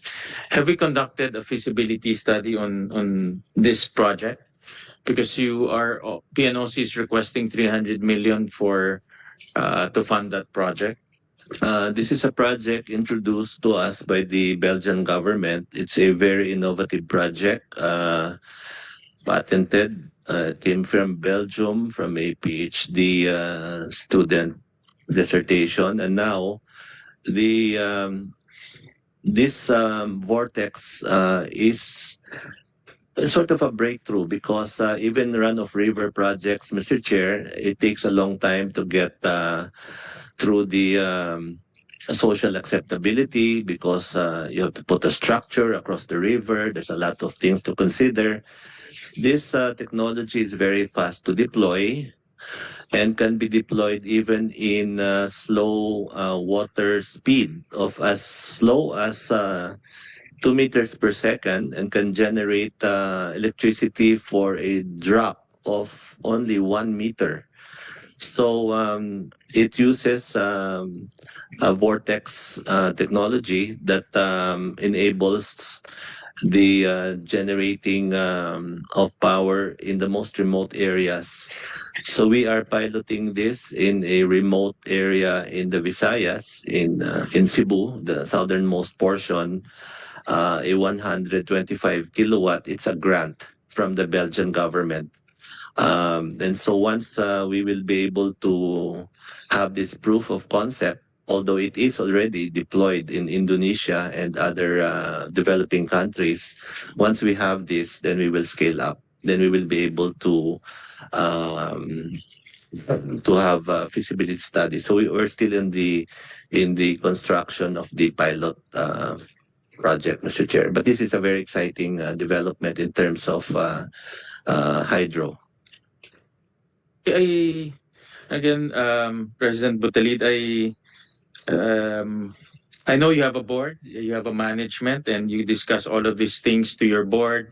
You make the proposals, but I strongly suggest that we have a clear direction on where PNOC wants to go, and it's important. Personally, no, I don't subscribe to government competing with the private sector. It's one of those things that we need to have discipline on. In fact, I was looking at I'll flash this. No, a GCG ownership and operations manual for the for GOCC sector. And they talked about in Article 11, I'll flash it. They talked about competitive neutrality, and I'm sure you've come across this term. No, competitive neutrality in simple terms is if the private sector is already present and they're doing well in that area, then government should not compete with the private sector for obvious reason. Number one, the capitalization of government is much bigger. No, it has almost a big. They can raise money and they have bigger capitalization. And number two, the private sector can do it better. The private sector, since they're driven by shareholder value, shareholder return, they can do it much more efficiently. So, and this concept is espoused in the GCG ownership and operations manual, no, that all GOCC should subscribe to. So my strong suggestion to PNOC is to, number one, really come up with a clear direction. And I again, my 2 cents worth of suggestion is to maintain that catalyst role, because that catalyst role is something that PNOC has in its power. No, and that catalyst role can unlock a lot of potential for the country, but it's also important to minimize risk and making sure that the catalyst role really yields to benefits to our country. And then number two, my suggestion also is to really avoid this competitive neutrality. Because andyan in private sector, they can do it. No, they can given the opportunity, given the guidance, they can actually build. For example, they can build your solar rooftop for government buildings. The private sector are also into big hydro as well as runoff river hydro. I know there are also some companies are now aggressively putting charging stations, and in fact, the EV law or the EVIDA law gives DOE the power to dictate to the dictate to the developers, to the property developers, to already include charging station. So my point there, my point of the matter is, if the private sector is already present in a particular industry, allow them to flourish, in that particular industry, while government maintains its, like you said, and I agree with you, the catalyst role. Yan talaga ang role ng government. So I with all due respect, I can see that you have some list of projects, and with all due respect, I really feel that these projects are just created so that meron tayong projects na gagawin, no? And also the other part is the feasibility study, no? I always request for feasibility studies because at the end of the day, I'm accountable to the people. People will ask me why we approve these budgets. people will ask me why I supported these budgets or these projects, I should be able to tell them with extreme clarity and that these projects will yield to profits, to value, to societal returns. No? So I know that you are aware of your accountabilities. I'm also aware of my accountabilities, and one of my guiding principles to whenever I hear project is I should be able to justify it to the public on why we approve these projects. So the feasibility study is a critical document for us to understand the rationale on why PNOC went into these projects. However, I understand that some of them are work in progress, some of them are not yet being developed. So I please submit to us a feasibility study of all of those projects that you have proposed. Can you flash the projects again, Carla? This committee will approve will have to make a decision whether to approve or not to approve your projects. But one of the most critical documents for us to decide or to make a decision is the feasibility study to enable us to understand that these projects are worthwhile and the public will benefit from this project. So just submit to the committee a list, the feasibility or the business plan of all of these projects so that we'll be guided accordingly. Yeah, go ahead, sir. Thank you very much, Mr. Chair. I appreciate your observations. And in fact, I will say I agree 100% to what you have said, that number one, PNOC's value is really to play the catalyst role. And number two, we should not compete with the private sector or what you quoted, competitive neutrality. So on the catalyst role, Mr. Chair, the case of entertaining different technologies, micro hydro, solar wind. These are all relatively new technologies that we are hoping will be deployed in the 100 or so NPC areas. And so I agree that private sector can and should be interested to utilize these cutting or new technologies from other countries to solve the problems of the off-grid areas. But of course, the first mover appetite for something untried is relatively low in terms if from the point of view of the private sector. So it's true they are the engine of growth, but in terms of initiating new technologies, many of the established energy companies will not prioritize deploying their funds in off-grid areas using new technology. So we want to play a catalyst role there.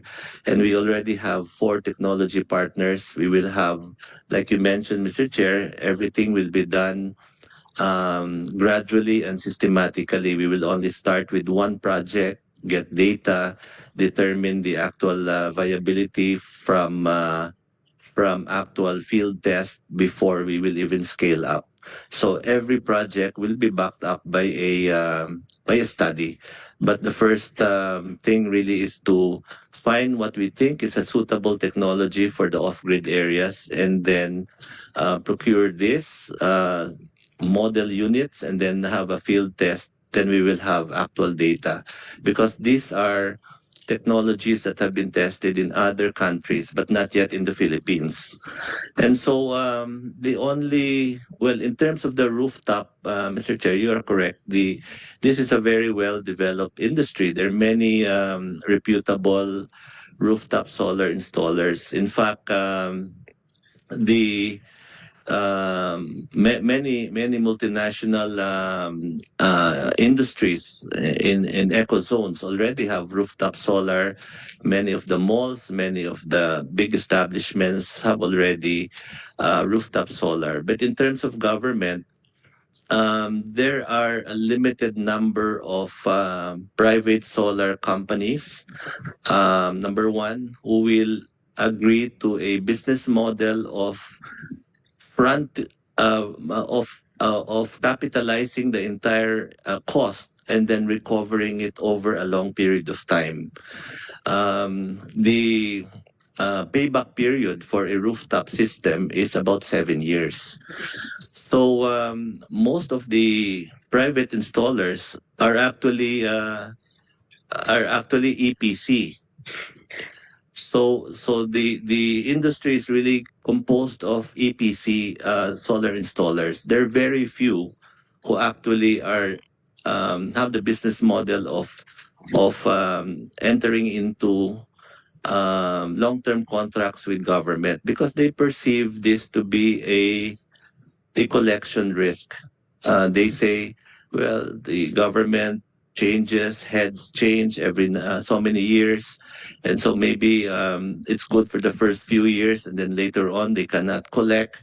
So there is some hesitancy of reputable companies to service the needs of government entities. So we are doing this. And after we will prove, Mr. Chair, that government institutions are stable clients, that there is really no implementation and collection risk, I'm sure it will be it will encourage the private sector to service more government, and we will exit this particular segment. So actually, we don't have any installers, Mr. Chair. We will award the contracts to the EPC contracts to private companies.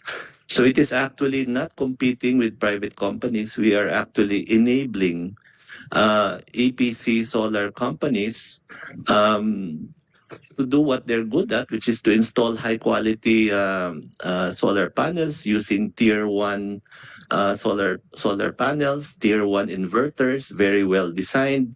So we are tapping the best of the private sector EPC contractors. It is just that PNOC is funding it, and even if we get our returns back in 7 years, that's okay with us. So it is not really, we don't view it as we are competing. We are enabling the EPC solar panel contractors, Mr. Chair. So in that project, the solar rooftop PV system, the request is 120 million pesos. The counterparty here is PNOC Mother. Yes, we are the counterparty of each government Government agency. agency. And the PNOC Mother will now engage a private EPC contractor to put up the facility. Yes, every building is publicly bidded. So every building we put it up, and many EPC compete for every building because these buildings are in different locations. So we have already bidded out, I think, because we just started maybe 6 or 7 buildings. These are typically 100 kilowatt peak to 300 kilowatt peak. Own use, Mr. Chair. So we are setting for government buildings own use, not net metering. And the 120 is really the initial capital because by engaging the private EPC contractor, you'll be in short, you'll be putting in the capital first. You pay them to put up the facilities, and the government agencies will pay you based on the savings. Not based on the savings, based on the kilowatt hour produced and used. Okay. All right. Well, again, let's study it's careful. Do you have any? Yes, Mr. Chair. There's a feasibility Yeah, study for every this? building. Okay. Because every building has a different demand curve, no load. Yeah, so some buildings are operating 7 days a week. So these are like the pumping station of water districts, hospitals. Then there are some buildings that don't have office on Saturdays and Sundays, so they have a different demand curve. So every building has a different load profile. Just submit to us the feasibility study of this solar rooftop government buildings project. We have, Mr. Chair, and it is like I mentioned, we have a study per building, Yeah. and the average IRR is 12+%. Hmm. 12+%, and the average payback period is 6 to 7 years, depending on the load profile. Okay. And that will cost everything will be the cost of everything is 120 million. Actually, this will only be because, like I mentioned, we prepared this in April, so this is only for 2 megawatts. We actually, because of the very high level of interest, we have already closed contracts now of 6 megawatts. We targeted less than 1 megawatt in April for this year. It's now 6 megawatts, and we targeted for next year 2 megawatts. And we have now adjusted the target to 20 megawatts because it's really something that all of these agencies have been waiting for. So just submit to the committee because these are all project proposals. And typically, if you request from your board a project proposal, you always have a feasibility study and you elaborate to the board your returns, your payback period, and all the benefits that the projects will yield. So all of this definitely have all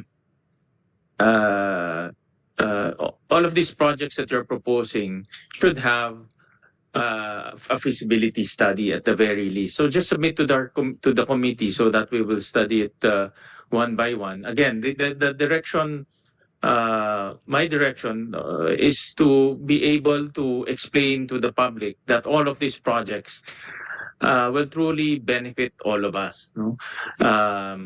Whether it's the local community or the entire country, I should be able to explain this to the public clearly, that these are money well spent. That's the objective of why we want to understand much deeper the rationale behind these projects.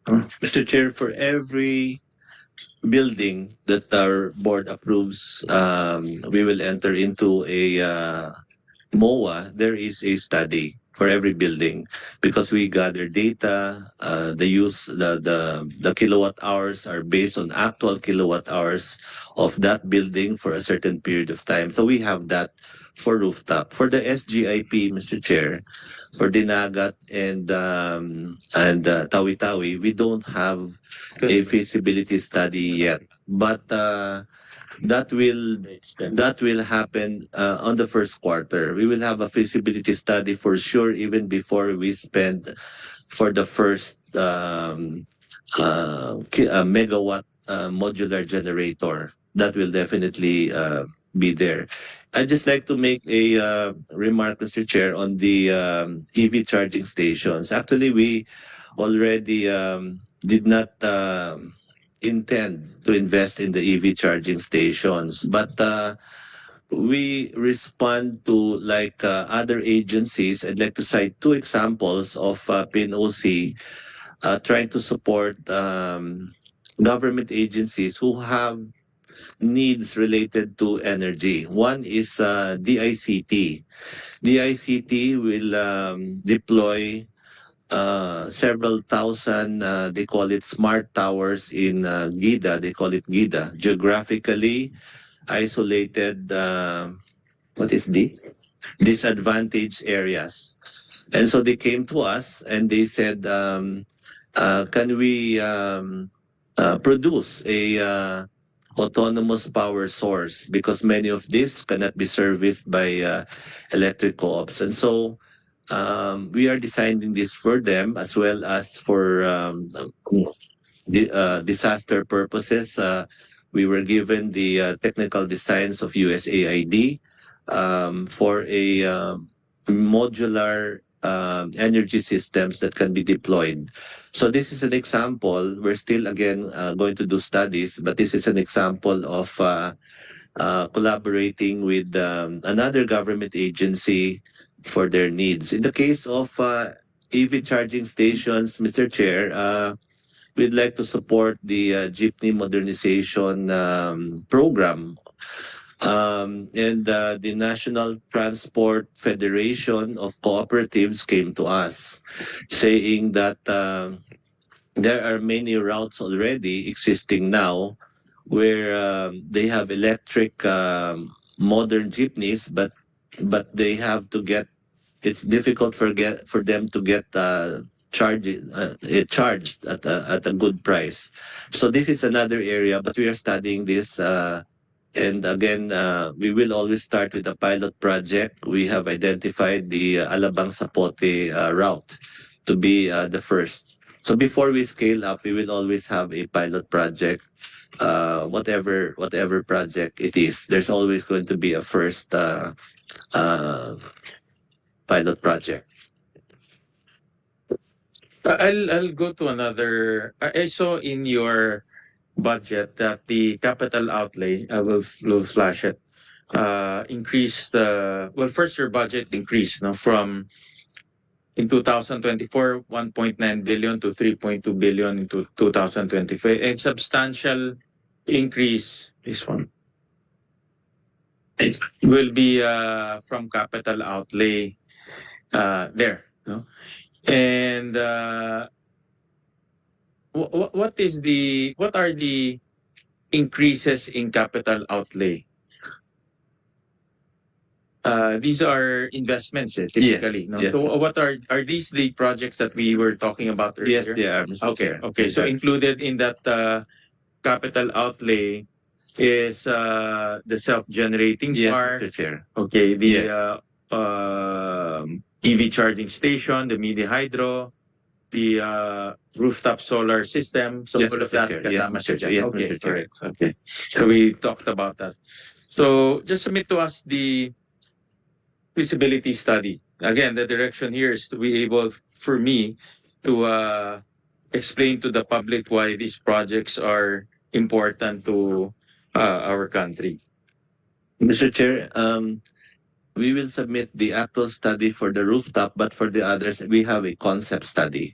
So these are what we can submit immediately. Okay. Yeah, just submit to us whether it's a feasibility study, a concept study, or a business plan.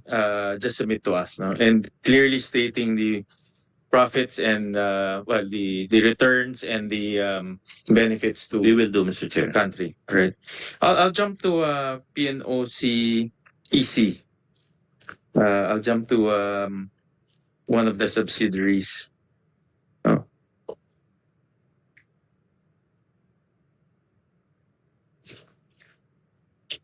Go. Okay. Yeah.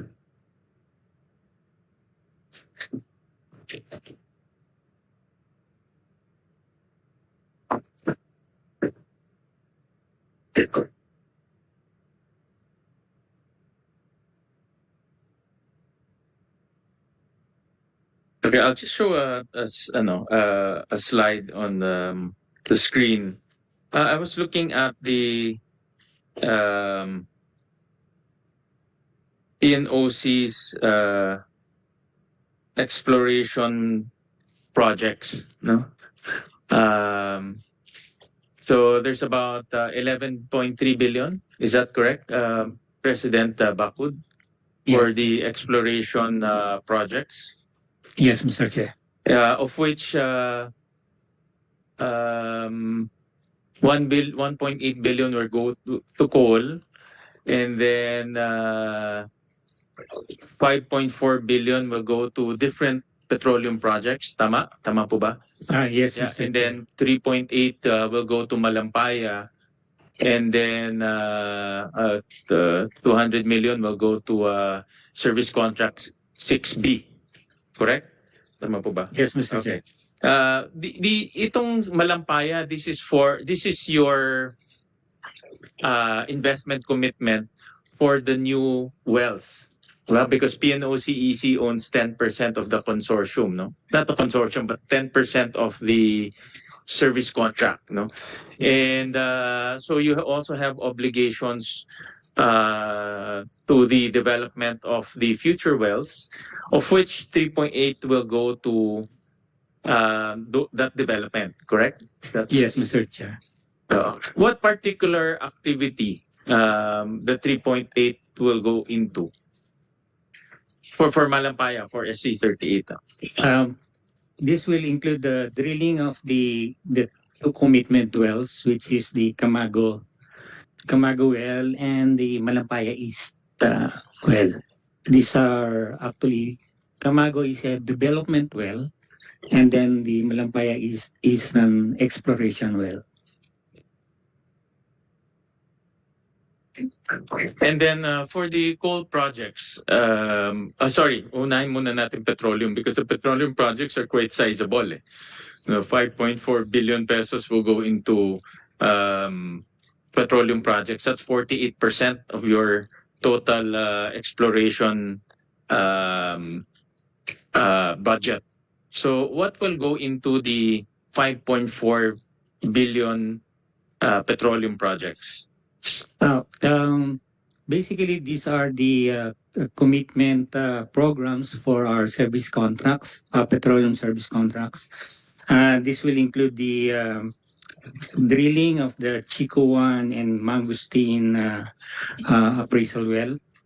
And then we also have to continue the processing of our seismic data, which we acquired this year.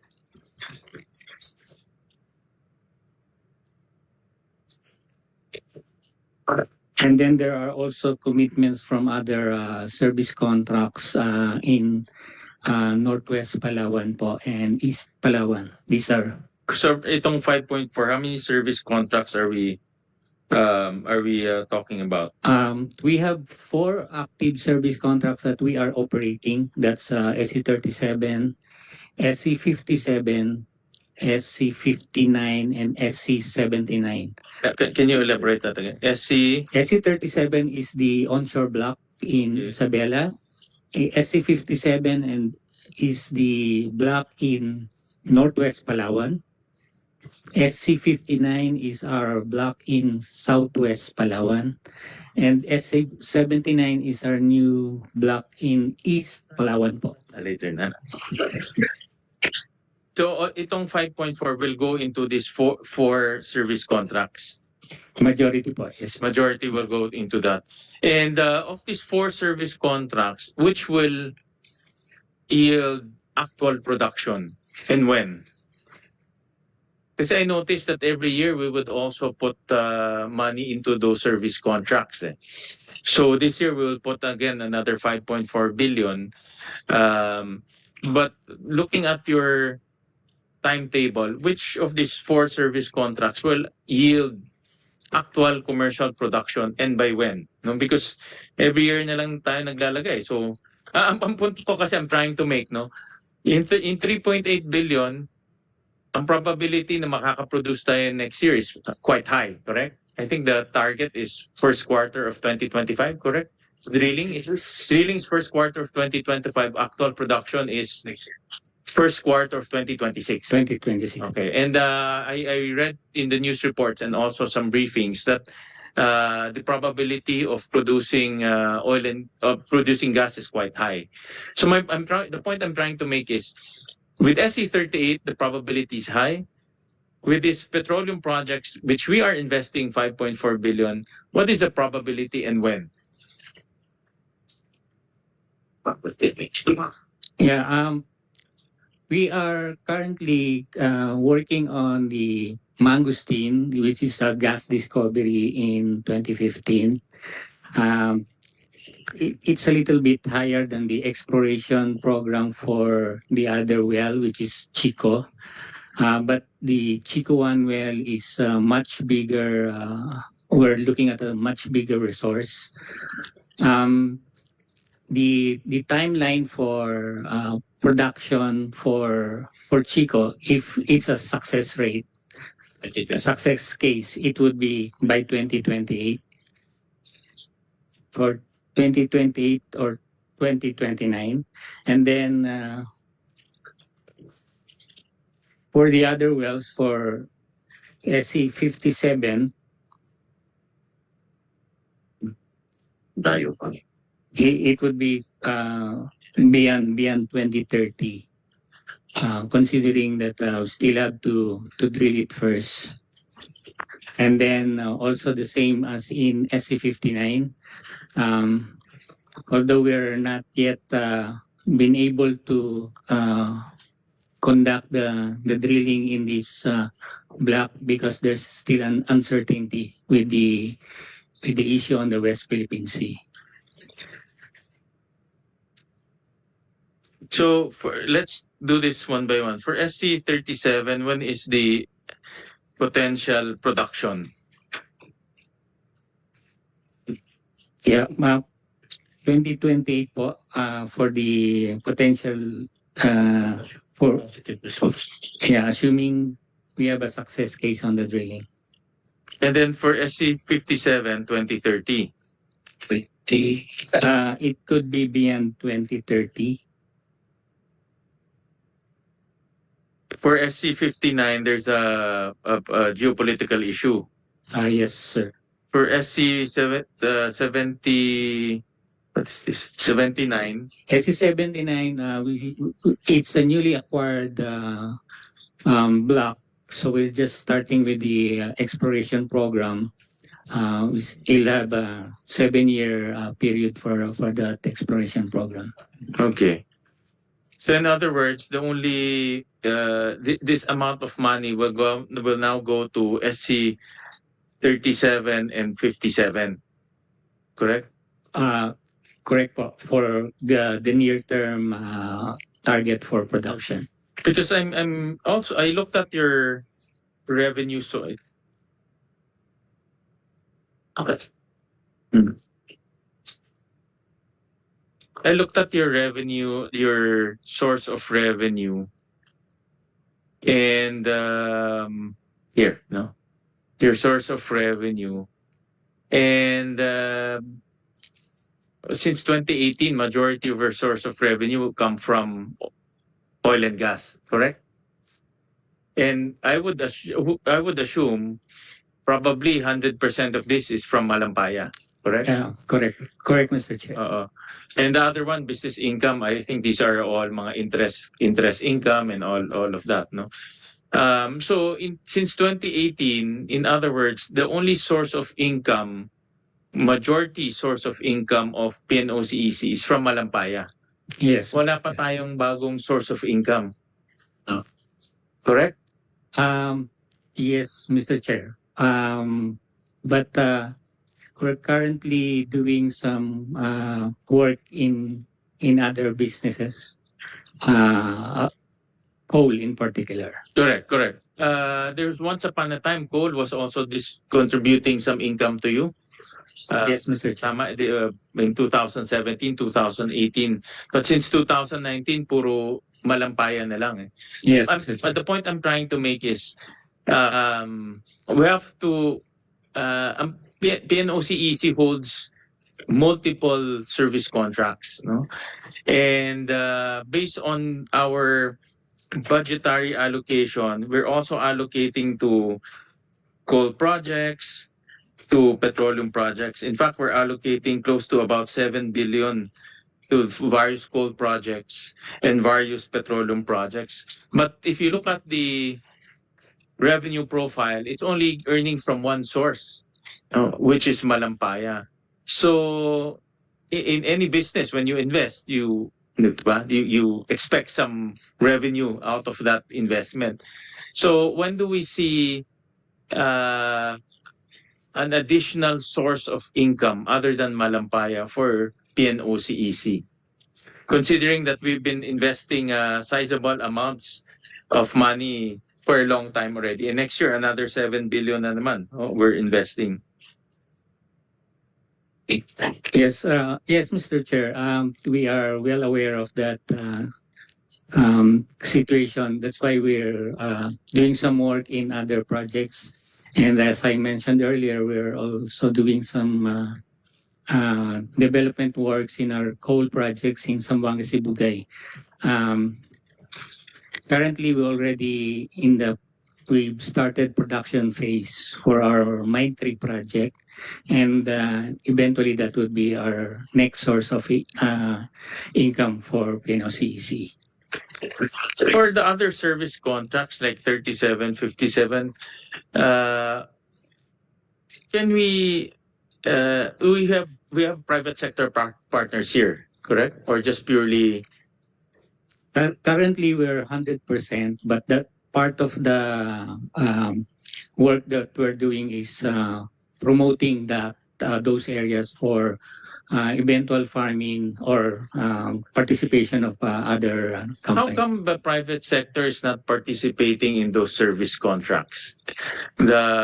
Particularly 37 and 57, because these are advanced stages na, diba? Yeah, 37 is relatively small for big oil companies to come in. And as that's part of our being a catalyst for onshore small gas projects.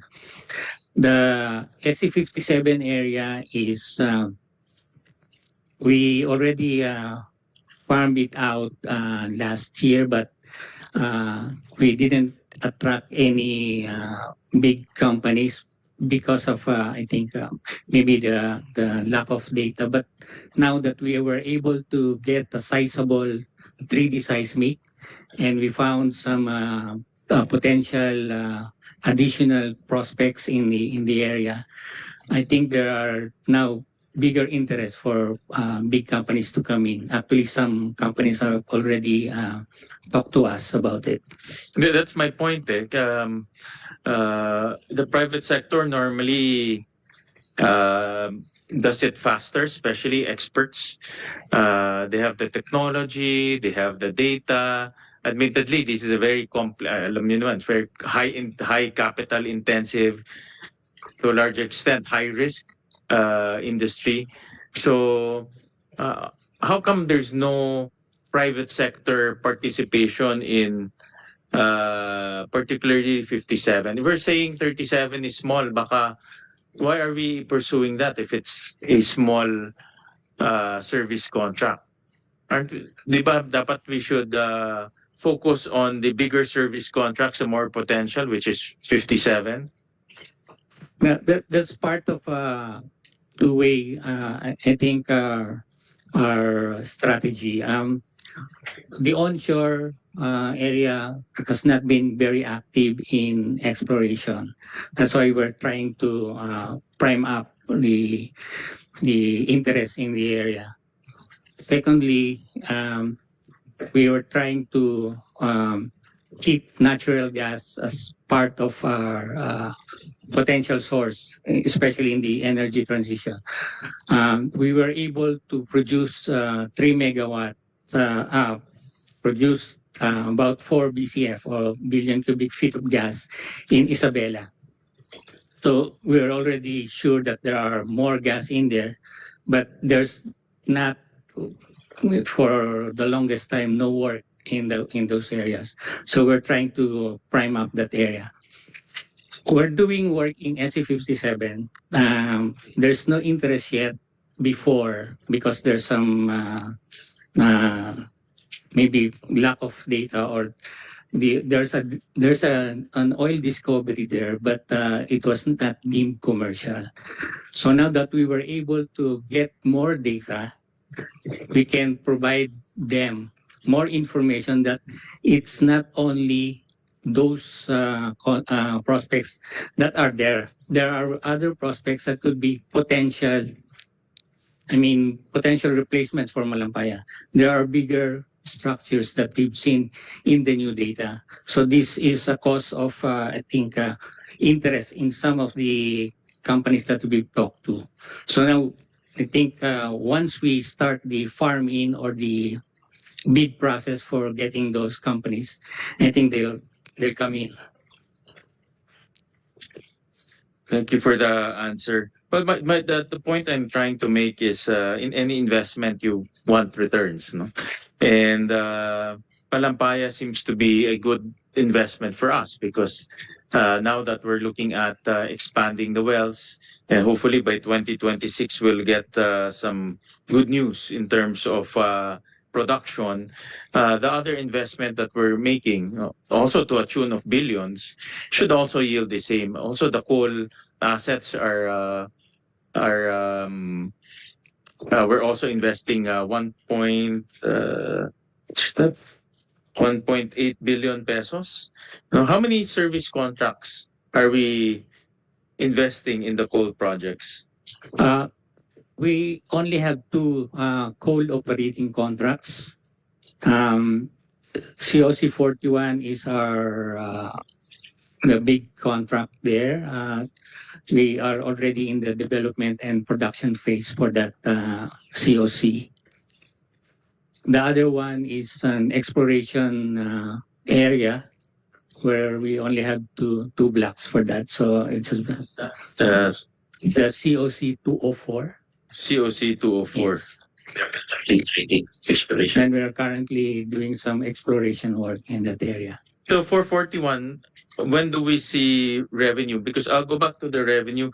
Once upon a time, coal is contributing to your revenue. Yes, Mr. Chair. So, of course, the talk about clean energy and energy transition, it's beside the point. That's a whole new different conversation. But I'm talking about just the revenue of PNOCEC. The policy whether to continue to explore coal is another policy discussion. But I'm talking about investments, and I'm talking about returns for PNOC. We can talk about the moving forward policy on a different date. But once upon a time, coal is contributing almost a third of your revenue. So for COC 41, when do we see actual production for that? We have already started production this month, so we're expecting to get the revenues starting next year. And then what's the projected annual revenue? More or less lang, if you have Mr. Chair, for the mine that we are where we are producing right now, we expect to add additional 600 million for next year, and then that's ramping up. And on the average, we are expecting on the net about 250 260 million per year, Mr. Chair. That's for export? No, that will be for domestic use, particularly for cement and the industrial sector, Mr. Chair. So all of the output of this COC 41 is for domestic use? Yeah, Mr. Chair. Okay. Mr. Chair, I mentioned about the 600 to 700 million revenue. That's only for mine 3, and another mine which we expect to be on production by 2026. That will be adding additional revenue of 1 billion per year, Mr. Chair. Thank you. At least there's output. Now, whether are you selling to power plants or just purely cement lang? Currently, Mr. Chair, that's the intention is for the cement and the industrial use. But of course, we have that because of the good quality of coal that we have in Zamboanga, Sibugay. We have that flexibility also of blending the coal with the lower grade coal and cater also to the requirement of the power plants. Thank you for that answer. All right, so thank you for that. That's the point I'm trying to make lang. It's the because right now we're very reliant on Malampaya. That's fine. But we all know that Malampaya also has its limitations. Good thing that the contract has been extended, and then there's now renewed interest to explore the wells and to hopefully produce by 2026. But we should not rely on that. We should continue to look for other sources. And we're supportive. Over the years, we've been supporting the exploration activities of PNOC. But of course, we're also we also want to see returns from those investments. And at least with the coal production, at least we're seeing that that aspect. All right. Mr. Chair. Yusek Sharon's here pala. Go ahead, Yusek Sharon. Mr. Chair, just part of the, as you mentioned, the previous hearing, one of our wish list actually is the seismic and geophysical survey that will actually, so we can sell our areas properly, Mr. Chair. And it's a project that we have been asking for a few years already, Mr. Chair. For multi-year, but amounting to about 1.9 billion, Mr. Chair. It's for that amount, I think it's cheap considering the vast potential of oil and gas. And I talked to a lot of geologists, a lot of oil and gas expert, and they're saying that's what's missing with the Philippines. We don't have that study, so that's why nobody is nobody we cannot spark the interest because we don't have anything to show except the maps, no. But if we don't have that seismic and geological studies, then we can attract more investors to come in, maybe participate also in PNOC. Just to for the scale of the investment, no, if it's 2 billion, Palampaya alone has contributed about 300 billion to the national coffers, Mr. Chair. So it's small compared to what the potential is. Thank you, Mr. Chair. Work hard to allocate that, Yusek Sharon. I think it's we can easily justify that, and I can my based on my readings on the oil and gas industry, it will still stay for the next few decades, even though the world is transitioning. But the transition is dependent on, of course, how smooth and how just are we transitioning. So, and gas will still play a very important role in that transition. So, yeah, thank you for that. Sir, you want to add any more, President Bakud? Yes, to follow up siguro yung request ni Yusek. Actually, if you remember, I mentioned yung SC57 with the new data. It sparked more interest dun sa mga companies that we've been talking to. So if we add more data to the other areas that were not yet explored, that would add more interest to them. So yung currently actually ang Philippines is still considered underexplored. So the more data we get, the more we can provide them information to keep their interest in the Philippines. I gathered also from foreign oil companies, no? Because I've been also trying to network and also sell the Philippines to different oil and gas companies, big ones and small ones. And they always mention that the data is not robust. No? It's old, it's not robust. They will have to spend their own money to do the seismic survey. So one selling point that they recommend is for the country to undertake that. Are you a geologist, Mr. Bakud? Yes, Mr. Chair. I'm sure you know the technicalities. All right, thank you for that. And I'll skip. Andyan na ba yung doctor certificate, Mr. Corona? Yes, sir. Yes, Mr. Chair. The soft copy was already sent to Ms. Hazel. Andyan na ba? Okay. Well, talk about that later on. I'll go to NPC first, so we don't lose time. Hybridization, Mr. Rojas. I remember that has been the track of NPC for quite some time now, and this is to reduce reliance from diesel and liquid fuel. And how many hybrid projects are we undertaking for 2025? First, how many have we built over the last few years, and how many are we undertaking for the next years? It's like 30 seconds. We have two programs, Mr. Chair. While they're looking for the actual data, we have two programs. One is internal, which means we are the new plants that we are creating are already hybrids. That's a slower process because, of course, we depend a lot on the funds coming in from government. The other one is the accelerated hybridization program, which aims to attract the private sector to come in and establish hybrid systems in our existing power plants. So the we have about 10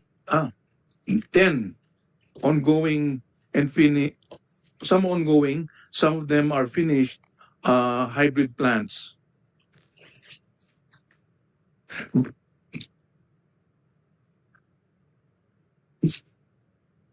So about 10, and then the hybridization program, which we are offering as private sector participation. So you have completed 10 projects. Let me just tama ba? In my list, it's actually 12.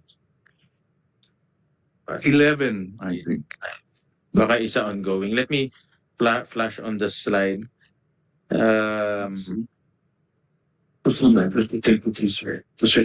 These are completed or these are ongoing? Okay. Kasi like for example, I'll flash on the slide. San Pascual Solar PV Power Plant.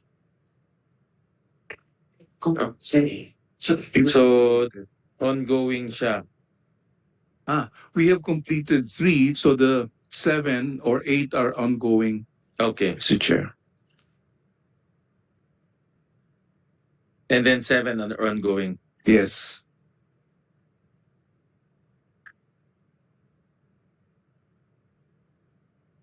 And then for the 3 projects and also for the ongoing, I'm just out of curiosity, how do you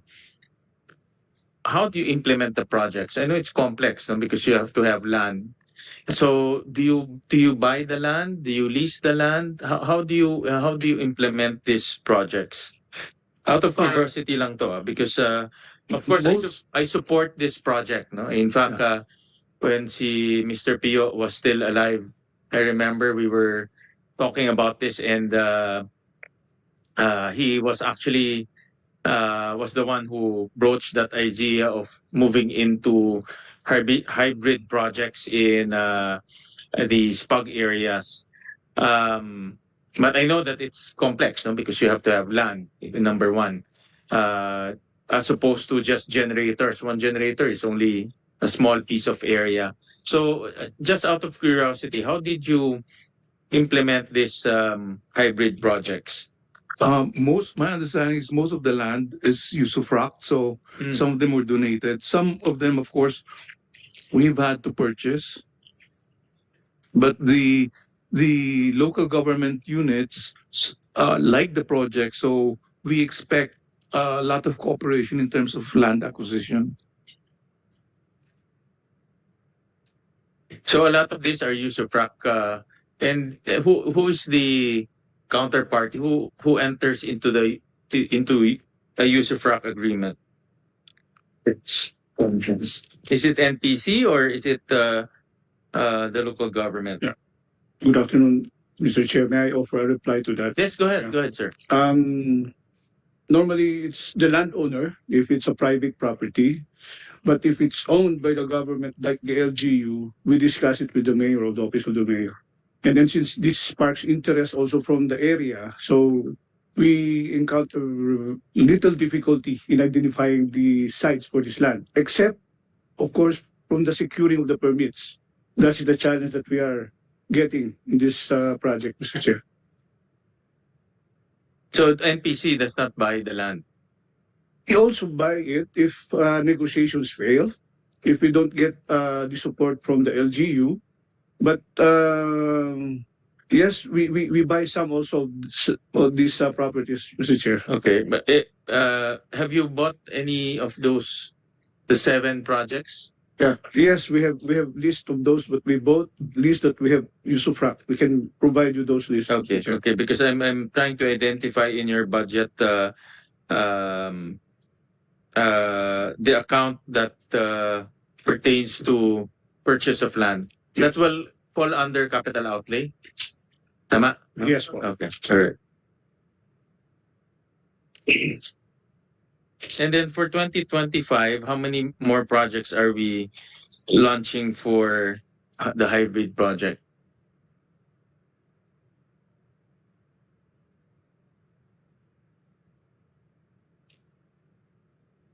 For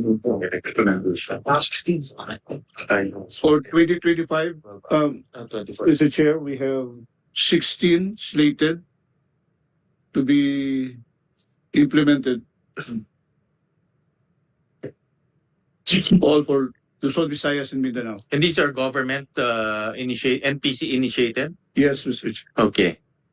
Iba pa yung private, no? Iba pa yung Iba pa. MKSP, diba? So these are just, these are 16 NPC initiated projects. Okay. Yes, Mr. Chair. All right. Do you have the, I don't have the list of the 16. Eh. We can provide Yeah, just give us a your list. na lang. committee, the committee. Okay.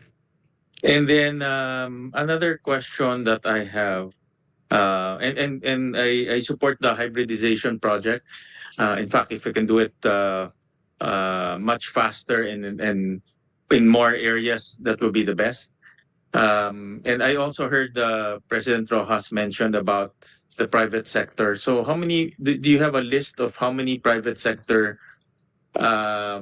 initiatives in the hybridization projects?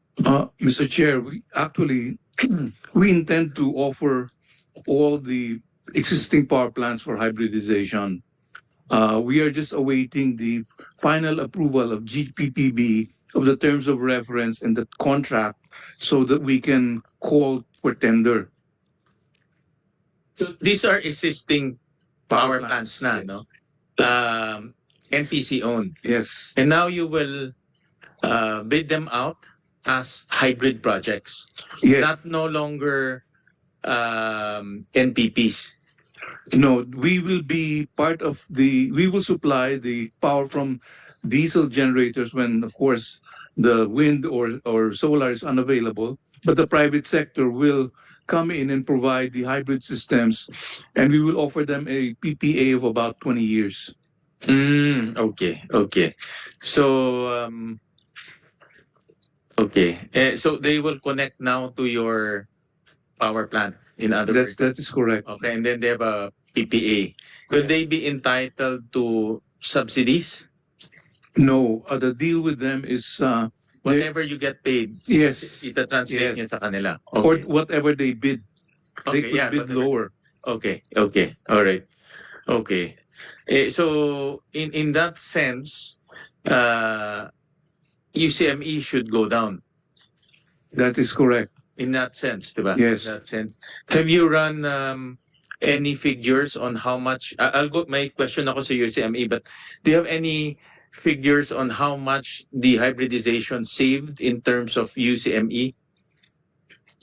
Kasi theoretically, bababa siya, di ba? That is correct, Mr. Chair. However, we also want to point out that as of today, NPC is only responsible for about 30% of the market share.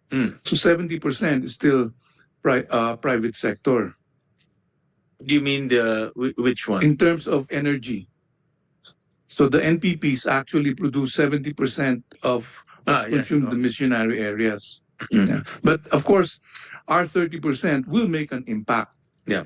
As an example, if let's say for a particular area, the SAGR is 740, Hmm. and the true cost of generation is about 24, Hmm. right? So the difference will be saved. Correct. But since you are now going into hybrid, the cost will be lower. So only this is your part lang. This is your part lang, or the NPC part. The NPC kasi you're also part of the UCME, diba?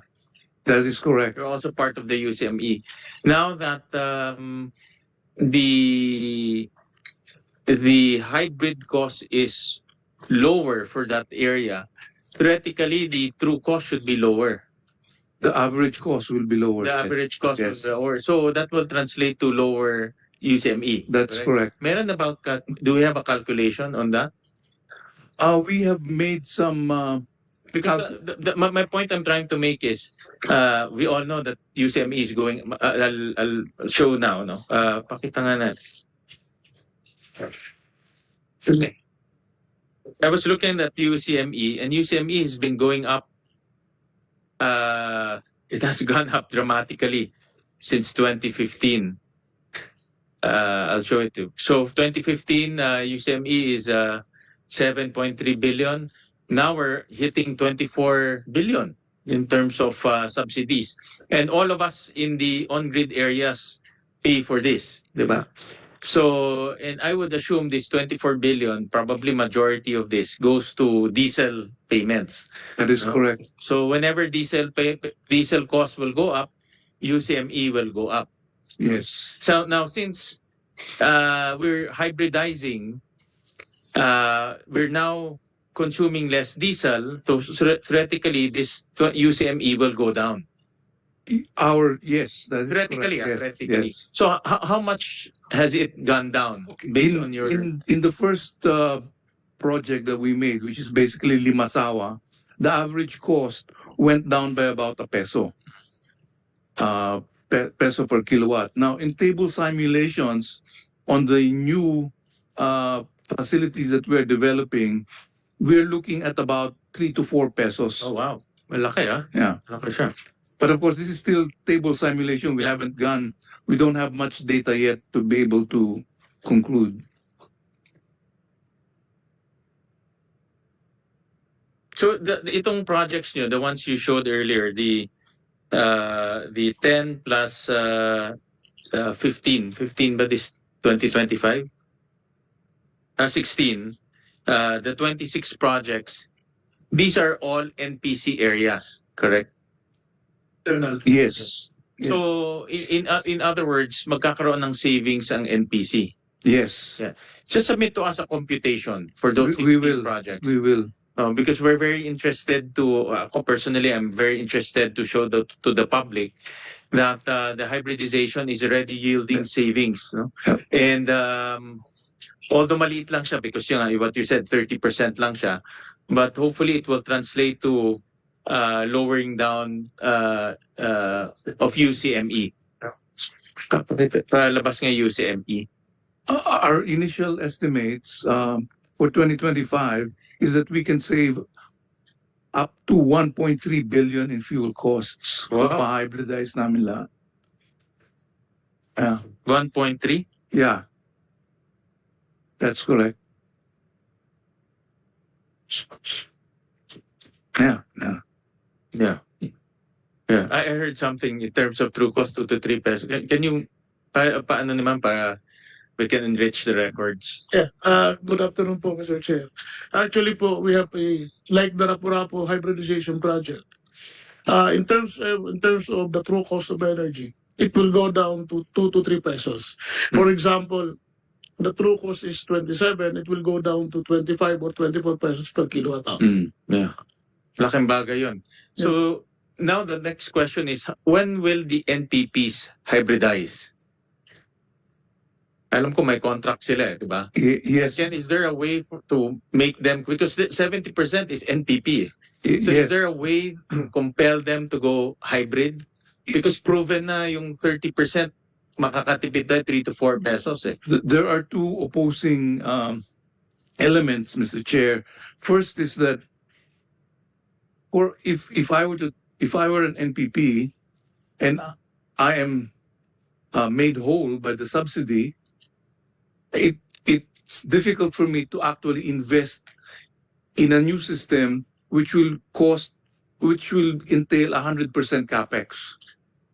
So there's a financing problem there. However, we hope that the imposition of the RPS will motivate the private producers to actually also meet those RPS targets.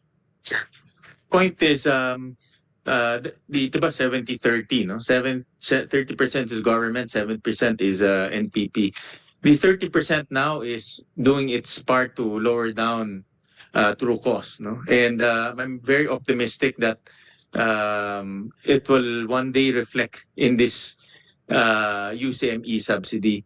The next challenge is how do we convince the 70%, no, to also hybridize? No, and you don't have to answer this now. Just study it. I know there's a contract kasi, may contract yan, and they've already entered into a contract with NPC. But just study the possibility of incentivizing or compelling if that's needed for them to hybridize. Because my challenge to NPC is how to lower down UCME. Lumalaki kasi siya eh. No? That's one. The other one is, I know there is a UCME study that was undertaken in the past by DOE, but I don't know if alam ni Yusek Sharon to. But the UCME rationalization, I strongly suggest for NPC to study that again together with DOE. I'll give you a case in point. Ito, alam niyo naman, pag pumunta kayo sa Puerto Princesa, pumunta kayo sa Calapan, di ba? Yung mga mall doon, lahat ng SM doon enjoys UCME. Di ba? Yung mga commercial establishments all enjoy UCME. And we're paying for that. Tayo nagbabayad doon. No? So I don't have a formula right now because you cannot charge them through cost also. If you charge them through cost, they will leave the island and they will have massive unemployment. So what's the right balance? Yun lang inaano. What's the right balance? Actually, Mr. Chair, we have already filed a new set of rates with ERC, basically separating commercial and residential. So we have already filed the rates with them. It's under study. So if that is approved, then we will have part of the answer to the questions that you posed.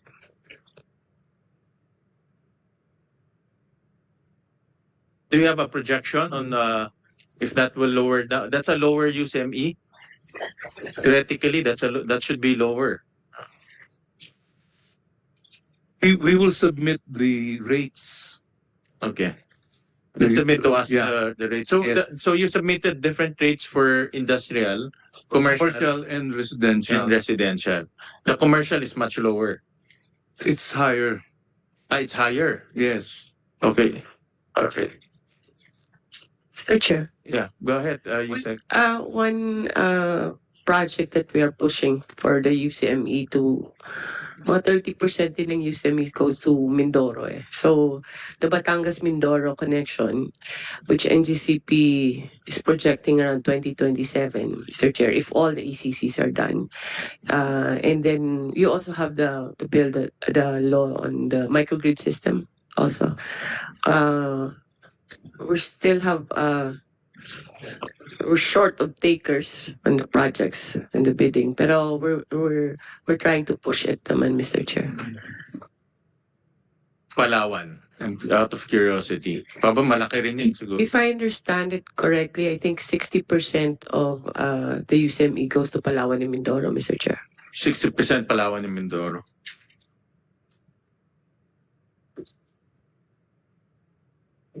And I don't suggest to charge them through COSA. Kundi mamamatay mga resort doon.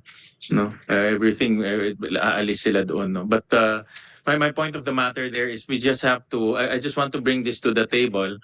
And NPC being the entity tasked to collect UCME or the beneficiary of UCME actually is to look at ways to reduce the UCME over time. Hybridization is one. Connecting to the grid is another one. Like what USEC Sharon mentioned. I think it's impossible to connect Palawan to the grid. No, is that possible? I think I'm not sure if it's 250 or 5. It's too expensive. Yeah. The cost benefit analysis doesn't pan out well. But Baka pwedeng i-mix lang with renewable, Mr. Chair. yeah, but the beauty of this island, ang maganda sa kanila is they have land, so we can push hybridization in that area as a modality to reduce UCME. I think it's how much they consume for the cost of the submarine cables. For now, maybe it's maybe in the future, Mr. Chair. But right now, as we see it, hindi pa kailangan. Mindoro maybe. For Mindoro po, kaya. Okay, sige. So that's what I want to just bring to the table and for NPC to study is the reduction of UCME by way of the hybridization and also continue. There's a rationalization and that was a leftover project from the last administration. So just continue to study that. How do we rationalize it? My knee-jerk reaction for commercial industrial, they should pay, diba? They should at least pay a much higher rate, no? Compared to the residential, no? To the residential. So just put that on, I just want to put that on the table so that NPC will continue to study that.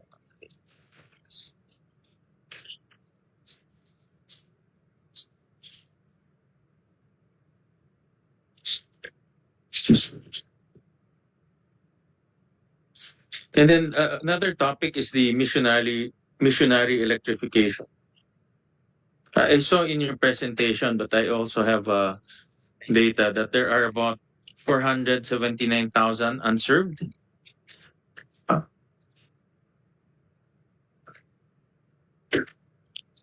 We're just opening the Yeah, go ahead. Excel Yeah, go ahead. spreadsheet. Sama na yung file ko. Ay, hindi na.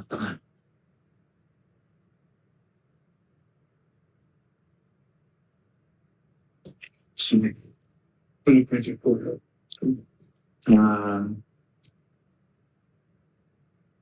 Universal, tama po.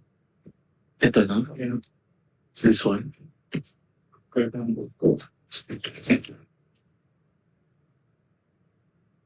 Mr. Chair, earlier we Go ahead. households has 500,000 sir in the missionary areas. Okay.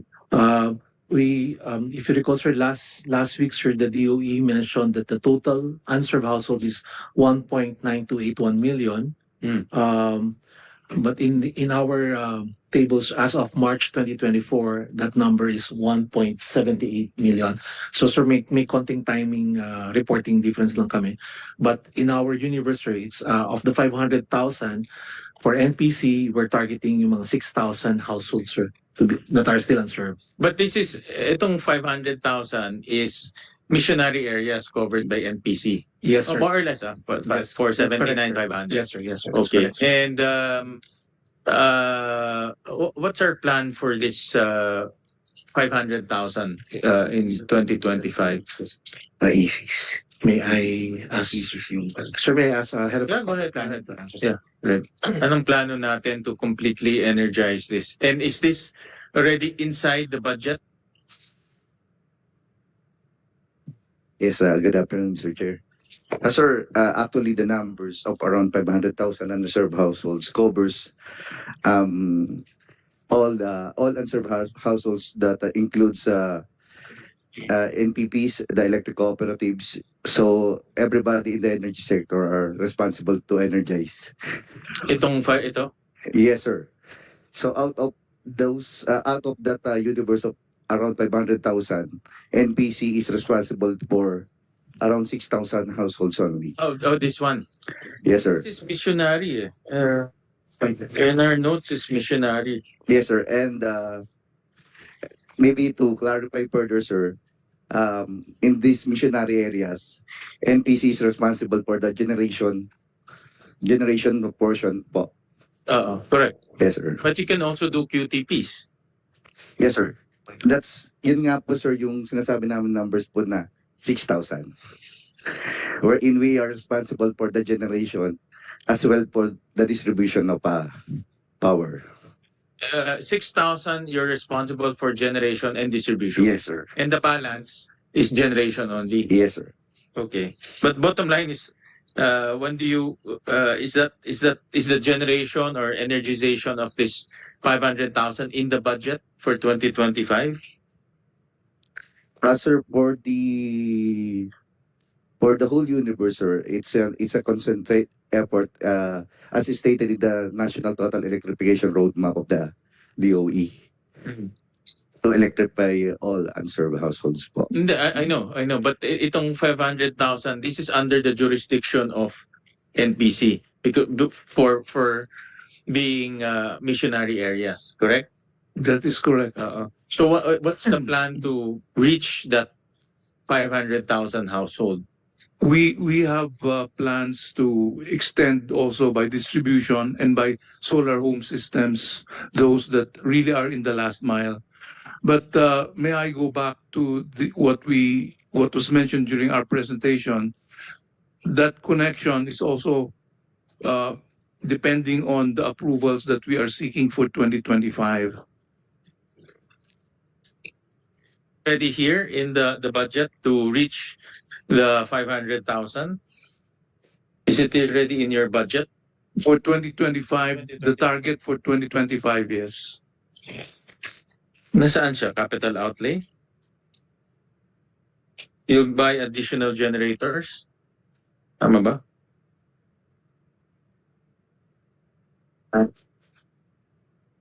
Yung 500,000 lang. Let's just focus on the 500,000. The question is your in your 2025 budget, did you include the energization of the 500,000 household? That is the question. And where is it included?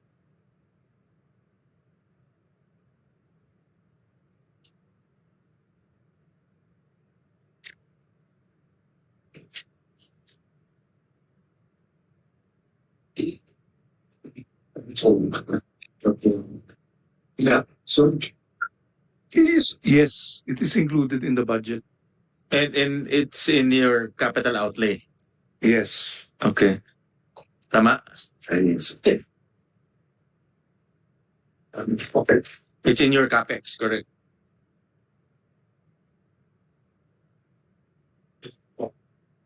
Tama? It's in your capex? Yes, sir. As well as in our OPEX din po, sir. Okay. And in your capex, how many generators are you sets are you intending to buy for that 500? For that 500. In 500 lang. Okay. Kasi ang goal is to energize lahat, diba? Yan ang goal. My point I'm making is we want to energize everyone. That's the point I'm trying to make. Now, I'm trying to make sure that it's already included in the budget. Kasi missionary lang naman to eh. Unlike sa ENEA na you need 60 billion to, tama ba Sharon? 60 billion to energize everything. 67 billion to energize everything. This is only missionary. That's the point I'm trying to make. So we're just talking about gensets.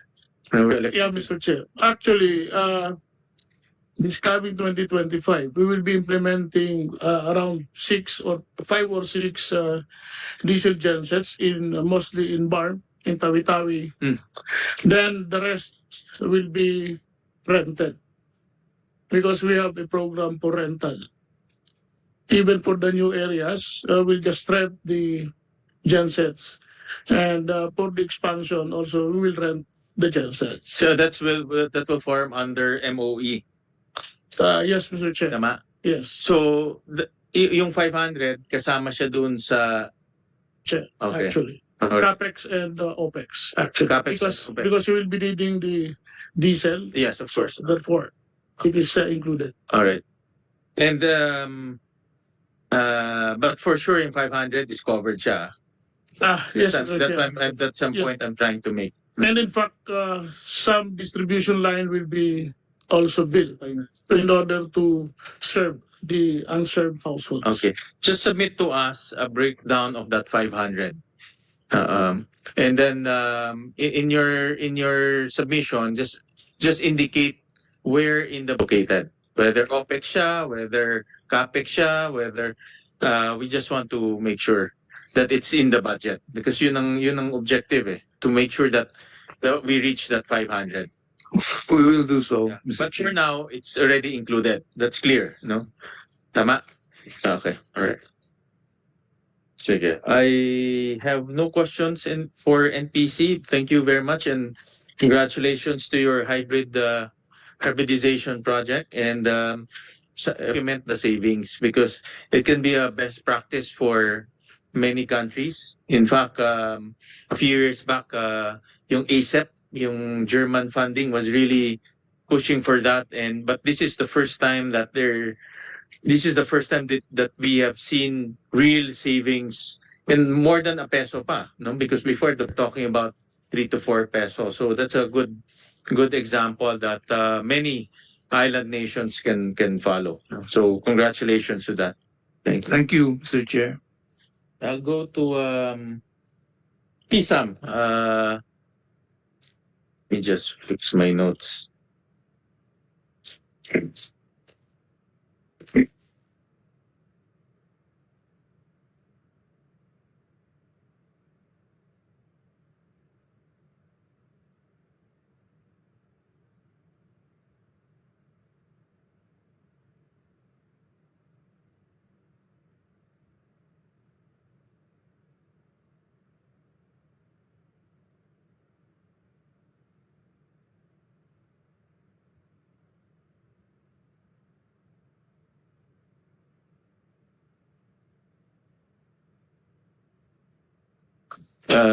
President De La Serna, I saw in your presentation that the government still owes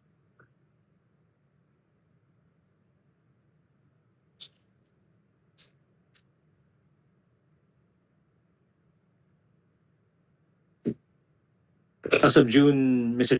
so June 277 billion, Mr. Chair. 277 billion.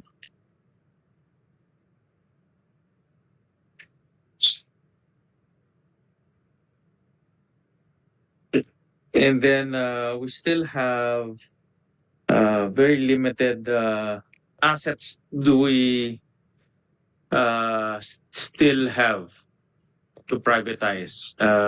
Aside from the land, we still have CBK, Agus Pulangi. CBK has already been privatized. We're undergoing a privatization process this year, Mr. Chair. We hope to privatize and we hope to have a successful bidding next year. Okay. For Agus Pulangi, that's and Mindanao Coal, Mr. Chair. However, for Agus Pulangi, based on our conversations with government and especially the House of Rep, Mr. Chair, we will continue to operate and maintain and rehabilitate Agus and Pulangi, Mr. Chair.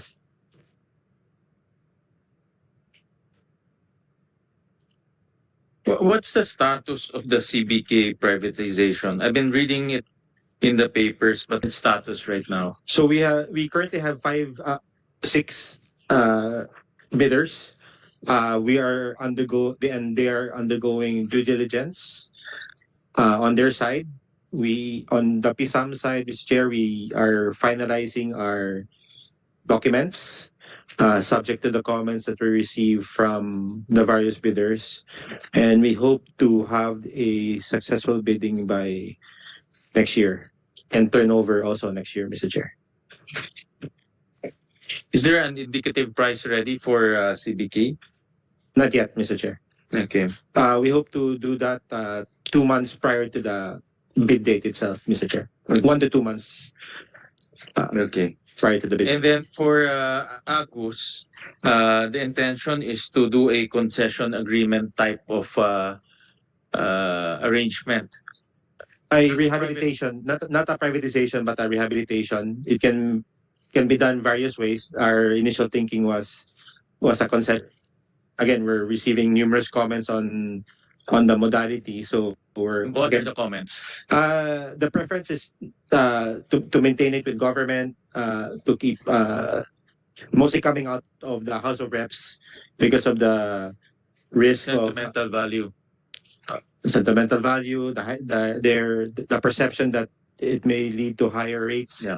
I think at the end of the day, the fear with Agus is it might lead to higher rates. I think even when I go to Ilihan, the mentality of the people there and Mindanao in general, because it's a sizable asset, is when you privatize, the private entity will raise rates eventually. No, there's a big possibility that will happen because you have to earn your return. But the other side of the equation there is if you don't invest, then you don't maximize the full potential of the asset. No? So how do you strike a balance between still maintaining the low cost output of Agus Pulangi and inject private capital so that you can rehabilitate the plant? Thank you, Mr. Chair. Right. Based on the conversations that we've had, there's always a way, Mr. Chair, as long as we're told what the concern is. So in this case, the main concern really is the cost of power, right? And we've said that we can always enter into long-term or short-term contracts and attach it to the concession agreement if we do proceed with that type of modality and have it operated and maintained by private sector. So we currently give the lowest rates in Mindanao. We can enter into long-term contracts with those cooperatives and distribution utilities and assign it to the concessionaire, whether it's 10 years, 15 years, and 20 years. So those rates will be maintained. So even if it's operated and maintained by private sector, even if private sector has to rehabilitate, invest money into the system, the rates will still be maintained based on that contract. Workable? Will they come in and invest if the rates are rock right now?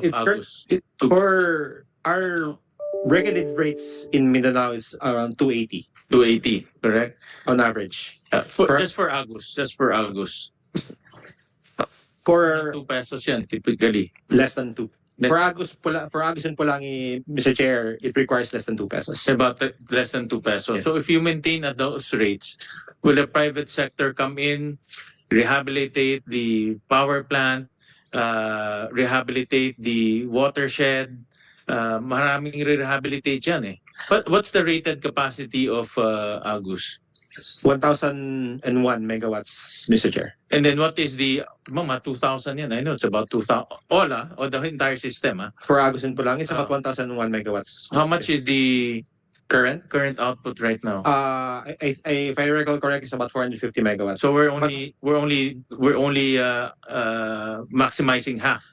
Yes, but also due to hydrology concerns. Yeah, hydrology concerns and all, but mainly it's the technology. No, the equipment is already quite. Mr. Chair, on the viability, that's why we're going through we're in the process now of hiring a transaction advisor, and that will come now also, like you said, with PNOC, that will also come with a feasibility study on what we can do to address also the various concerns that we receive from various stakeholders. So among them, a solution on assigning a contract and on how viable is that based on the rates that we're currently that are currently based on the ERC approval, Mr. Chair. But there's a cost track. For sure, Mr. Chair. Right. So, but the value might not be what we're looking for. May not be what the private investor will be looking for if the modality is a concession agreement. Okay. Because I want to connect this to the overall the last remaining liabilities of PSAM, which is 277 billion. So in other words, I want to see whether the assets are still, do we have enough assets to pay off the 277? That's the bottom line I'm trying to reach, because Yes. the modality will dictate value. Yes. Mr. Chair, we have done a table exercise on what PISA may look like if there is a corporate. May we submit that to you directly, Mr. Chair? And if you want, we can also have a discussion on that. But among the many things there is also the modality for the private.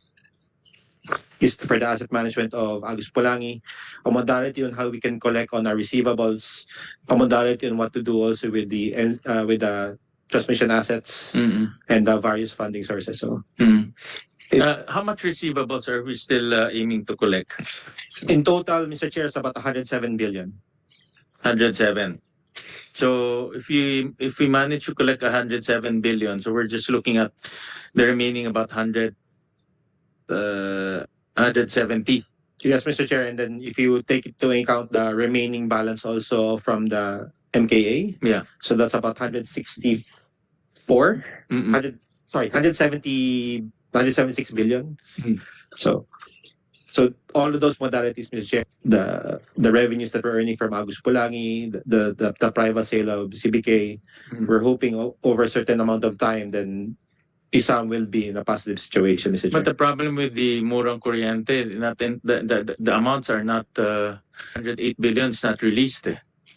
No, we're hoping that government will give it to us over a time. That's why we have this table exercise on when we actually receive that. So at a certain point, when all of that received, then because if you look at the historical allocation of government, it's only 8 billion, correct? Yes, Mr. Chair. So if we're the remaining 176, so if you look at it over a 20-year period of time of collection, Mr. Chair, ganon siya that's why it's a long-term financial exercise, Mr. Chair. I think the most well, it's there, no? The Murang Kuryente Fund. Of course, it's there for government to fulfill, but I think the most feasible right now will be the collectibles and also the asset sales. No? Well, some of the collectibles again. That's a recommendation, Mr. Chair. We've talked about that. It's about I think 20 to 21. The other items are other legal cases, Mr. Chair, and some of them is also subject to ERC. So let's do this one by one. So the total collectibles will be 107. Yes, Mr. Chair. And the asset sales, do you have any projections to that? More or less lang. More or less. For Mindanao Coal, Agus. Sorry, I'll give you a low figure, Mr. Chair. Yeah, just working figure. 40 billion. About 40 billion. Baba. So that's 147. And then you're still catching up with 277 balance, which hopefully will be covered by the MK. The Murang Kuryente over time. Okay. Yeah, go ahead, Yusek. Just to interject, Mr. Chair, the receivables, some of the receivables are also on the negotiations for condonation, Mr. Chair. With the electric co-op? Some there. What I'm aware, out of the 107, you have 7 billion there, Mr. Chair, of Olongo PUD, which is going through condonation discussions at the House, and about 20 to 21 billion also for Lazareco Megalco, Mr. Chair. I know that some of the House members are proposing to come up with a legislative condonation. No. Right, and I think we've also heard for a break, the condonation just keeps on becoming bigger and bigger. Correct. I don't know the appetite here in the Senate yet, no, but if you're not getting paid anyways, most likely that is a possibility. But if we will still continue to be the supplier for Lazaro Megalco, because it just resets it to zero. Are they current at least? No. So they're not different discussion altogether. No, I just want to get a flavor or a view on how the 277 will be repaid over time. Well, please add also, Mr. Chair, that the NGCP or the transmission business concession ends in 2034. And how will that affect the 277? That's on the concession fee side. That's on the concession fee side, right? If government decides to operate it or extend it or reprivatize it, that has a significant impact on the 277, Mr. Chair. Okay. How much is PSAM getting from the NGCP concession fees?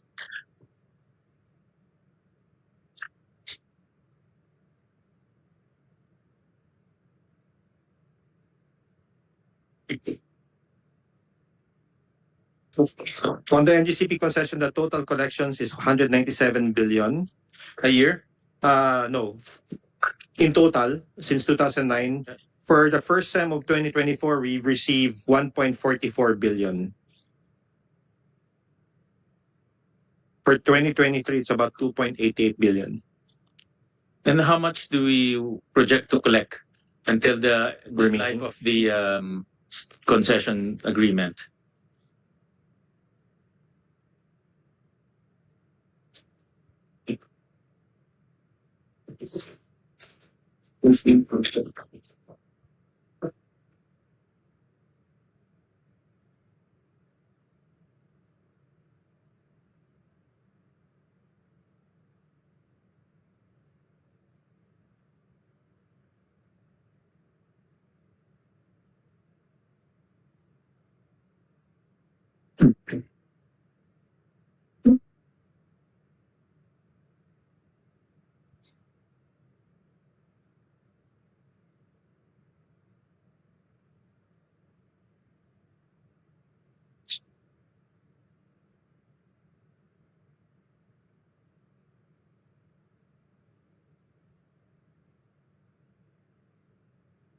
Around 57 billion remaining, Mr. Chair.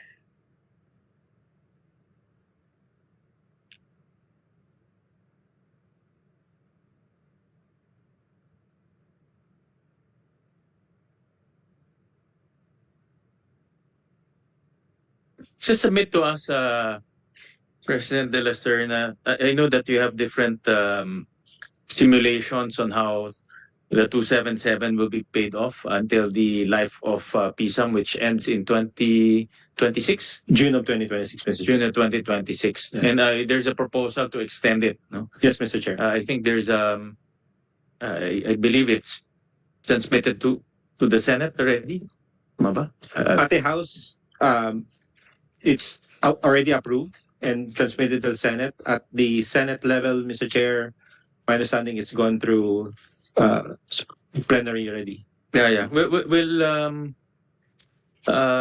talk about that debate on that here in the Senate when we start the debates on the floor, and we'll talk about that. But in a nutshell, what I just want to get your views on this.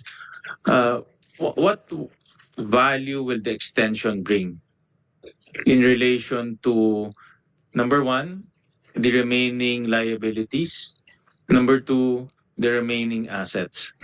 Because just to backtrack a bit, PSAM has a very specific purpose: to sell all the assets and pay off the debts. But that is the of PSAM. Now, we all know that we still have a little bit, and PSAM has done a good job over the many years of bringing down the debt. I think the high was what, 3 trillion? 1.2 trillion. 1.2 trillion was the high. And now it's gone down to 277. No? So, or how will the extension achieve the objective of extinguishing all the debts and privatizing all the assets?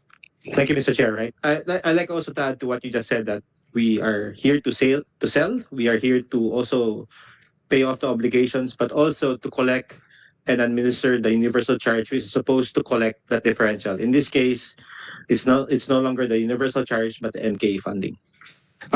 With regards to your question, Mr. Chair, we believe that it's consistency of IPIRA purpose, right? We have the remaining assets, including real estate. We do have prime real estates that we want to enter into, whether dispose, privatize, or enter into JVs. We also have existing assets, which we've explained during the committee level, such as the non-power components, which are owned and operated by either PSAM or by the private generators. So these non-power components, by law, cannot be privatized and therefore remains with PSAM. Non-power component. Dams, access highways, spillways that are not part of the privatized hydro assets, Mr. Chair, and therefore remains with government. And we've entered into 25-year O&M agreements with these private entities owning those power plants, Mr. Chair. So, for example, for Kasiknan, most recently, it's the dam, the transbasin, the weirs are still maintained and operated by PSAM, Mr. Chair. So those are the assets, collectibles that we think who is also in the best case to collect those receivables, because it's the existing cases are under the name of PSAM. If we do transfer along the process, again, we believe also continuity, Mr. Chair, right? That it's PSAM, that all these contracts are in the name of PSAM. It's already, the expertise is already in PSAM. Then we believe it should be PSAM that should do all of these remaining works rather than transferring it or name, Mr. Chair. Mr. Chair, Go ahead. just to add to that, if it does not extend its corporate life beyond 2026, then all these responsibilities will go to probably the Department of Finance. No? So since, as you mentioned, it's a very specific purpose that they have. It's although it's under DOE, it's practically a financial management company. So that will affect also the national treasury, the financing of the country, Mr. Chair. The IPPAs, they're still you're still collecting from them. Yes, Mr. Chair, Sual is expiring this year in October. We have Pagbakun in 2026, San Roque in 2028, and Mindanao Code in 2031, Mr. Chair. And how much are we collecting from them? All of those. After expiration, you intend to bid it out again? No, Mr. Chair, part of the bidding for the IPPA is that, especially if they are BOT agreements, build, operate, transfer. So part of the bid price is transferred to the winning entity. We do have, however, that are BOOs. So even if it's an IPPA, it remains with the IPP. So depending on the type of the BOT agreement. Okay. But how much are we collecting from IPPA contracts?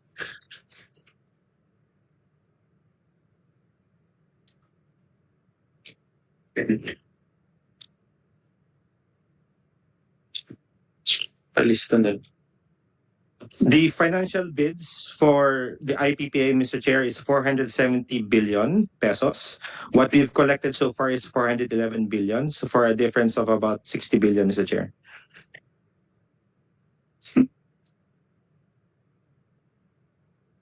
And this 60 billion, it has a time element, diba? Yes, Mr. Chair. So how long should it be paid? On the expiry of the IPPA agreement, so for Suwal in 2020, this year, for Bakun in 2026, San Roque in 2028. Okay. So you some. Yes, Mr. Chair. In particular, the San Roque IPPA. Okay.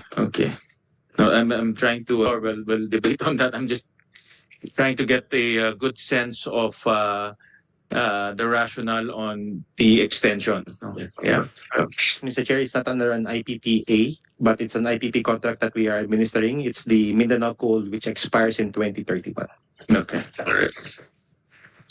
I'll jump to another, just submit to us the simulation. I know that you've run countless simulation on how to pay off the 277 billion, different scenarios. For example, I know the Mura Corriente Fund is has not been performing up to par as what we expected.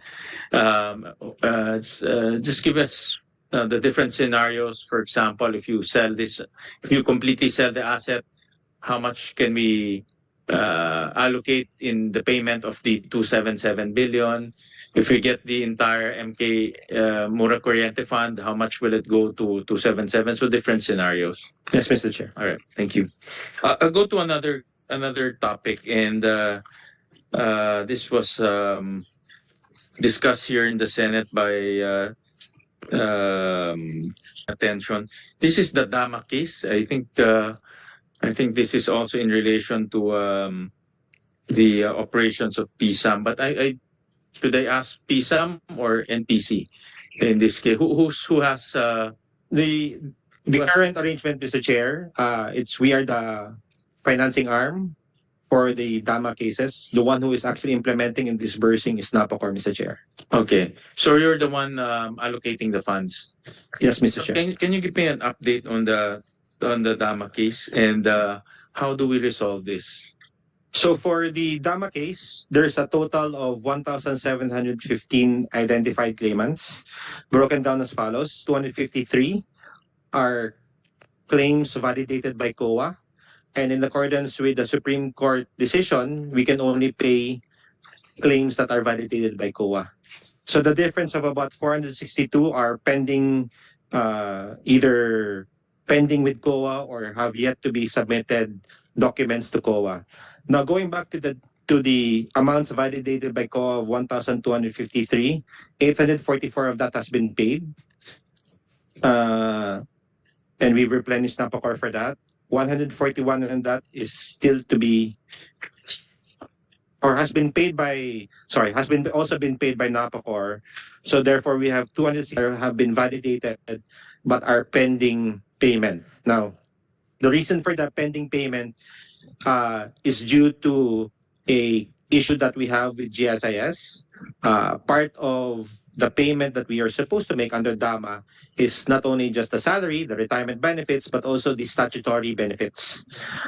Based on our conversation with GSIS, they require us to pay for the full premiums of the 1,715, despite these amounts not yet validated by COA. So it's a back and forth discussion, right? We're trying to fix our business process also with NAPOCOR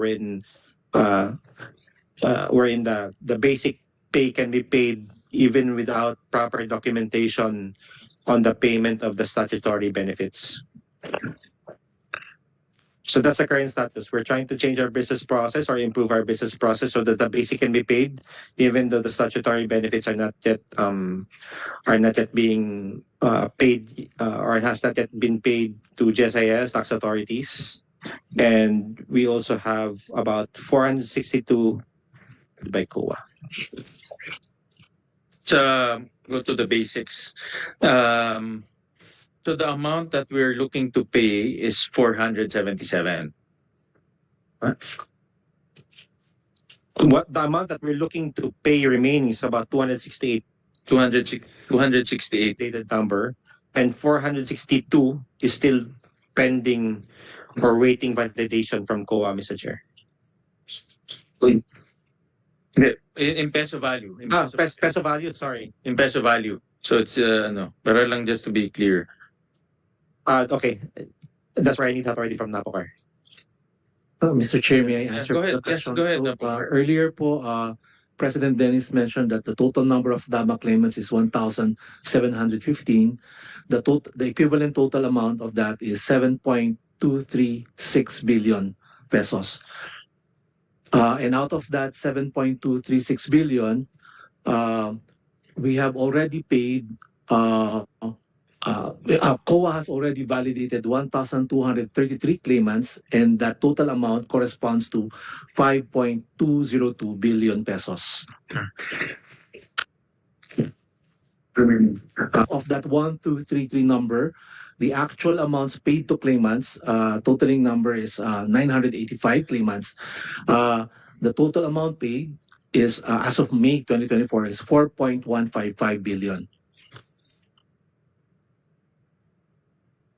Okay. So we have a balance of about 1 billion. Yes, sir. For the remaining balance, sir, we still have to source 3.08 billion, sir. The total, sir, was 7.236 earlier, sir. Okay. Okay. We can provide, sir, your committee survey. The 1,750 Supreme Court. Yes, sir. All those who were not rehired, sir. Yes. Originally, sir, I think the total number of claimants was 9,272. The 2017 Supreme Court decision recognized the not rehired as 1,715. Okay. And then but the target to be compensated is 1,715. Yes, sir. Okay. Yes, sir. Of which which is equivalent to 7 billion, 7.23 billion. Yes, sir. Yes, Of sir. which Yes, sir. 4 billion has been paid. All right. The validation of COA is ongoing. Yes, sir. We will, as President has mentioned, we will resume as soon as we are able to iron out right now that would allow us to proceed with paying the main benefits, and while we're still settling the statutory benefits due to GSIS and the other like Pag-ibig and the like. Now, is the 3 billion balance included in 2025? No, Mr. Chair. The plan there is either realign budget, Mr. Chair. Do you have space to realign or do you have space to do supplemental? You mean this is within 2025? If it becomes due on 2025, it's not part of our budget. So Lang, correct, of COA. yes, sorry, I'll correct my when the COA validation for the remaining 3 billion or supplemental, Mr. Chair. Okay. And when is COA planning to complete the validation? Sir, Your Honor, it will be contingent on the submission, sir. So for 1,000, sir, of the 1,233 we mentioned earlier, the remaining claims of 730, sir, 248 has already been validated. So we still have to process around 482 claims. We need to provide COA, sir, with the supporting documents. And the claimants also have to submit their supporting documents as well. Claimants have managed to submit all the required documents. Can COA validate them in 2025? Is that a possibility? Ayan pala, we have a representative from COA. Now, the point I'm trying to make is I want to assure the claim that COA validates all of them who there's funds available for them. No, that's the point I'm trying to make. No. Yes, good afternoon, Mr. Chair. As far as COA is concerned, we have not yet received any documents for validation from the Dahama Task Force because we're already validated 100%. Okay. So NPC's responsibility now and the claimant's responsibility to submit the documents. But can you assure us that this 20 now till the entire 2025 to already submit to COA the necessary documents so they can validate? Yes, sir. In fact, in the joint meeting that we had claimants is that as soon as they are able to formally submit to us their claims and supporting documents, we will readily support and endorse this to COA for them for the remaining 482 unrehired. Okay. So just so kaya ba in the next this year and 2025? Can we submit it to COA and COA validate it? It's just a matter of collecting the information, the documents. Your Honor, the critical path here is to come forward. No, I understand from the past exercise when we were able to process the 985 and the 248, it was contingent on the claimants being able to properly provide proofs of identity. And so service record, that's a two-way street. We also assist them, but really stepping forward to properly give supporting documents. This has been made public. The requirements are equally, advisories are posted both on the Sound website and NPC as well. On the processing side, sir, we have created a task force that is on hand to assist claimants who will be stepping forward, sir. Mm-mm.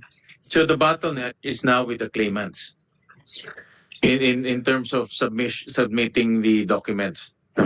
Yes, sir. Because, for example, something is, yes, we may have their lists, their names, but for example, their most recent address, to whom, if some of them have already passed away, who are the legitimate claimants, these things would require additional documents on our part to be able to process and release the funds accordingly to them.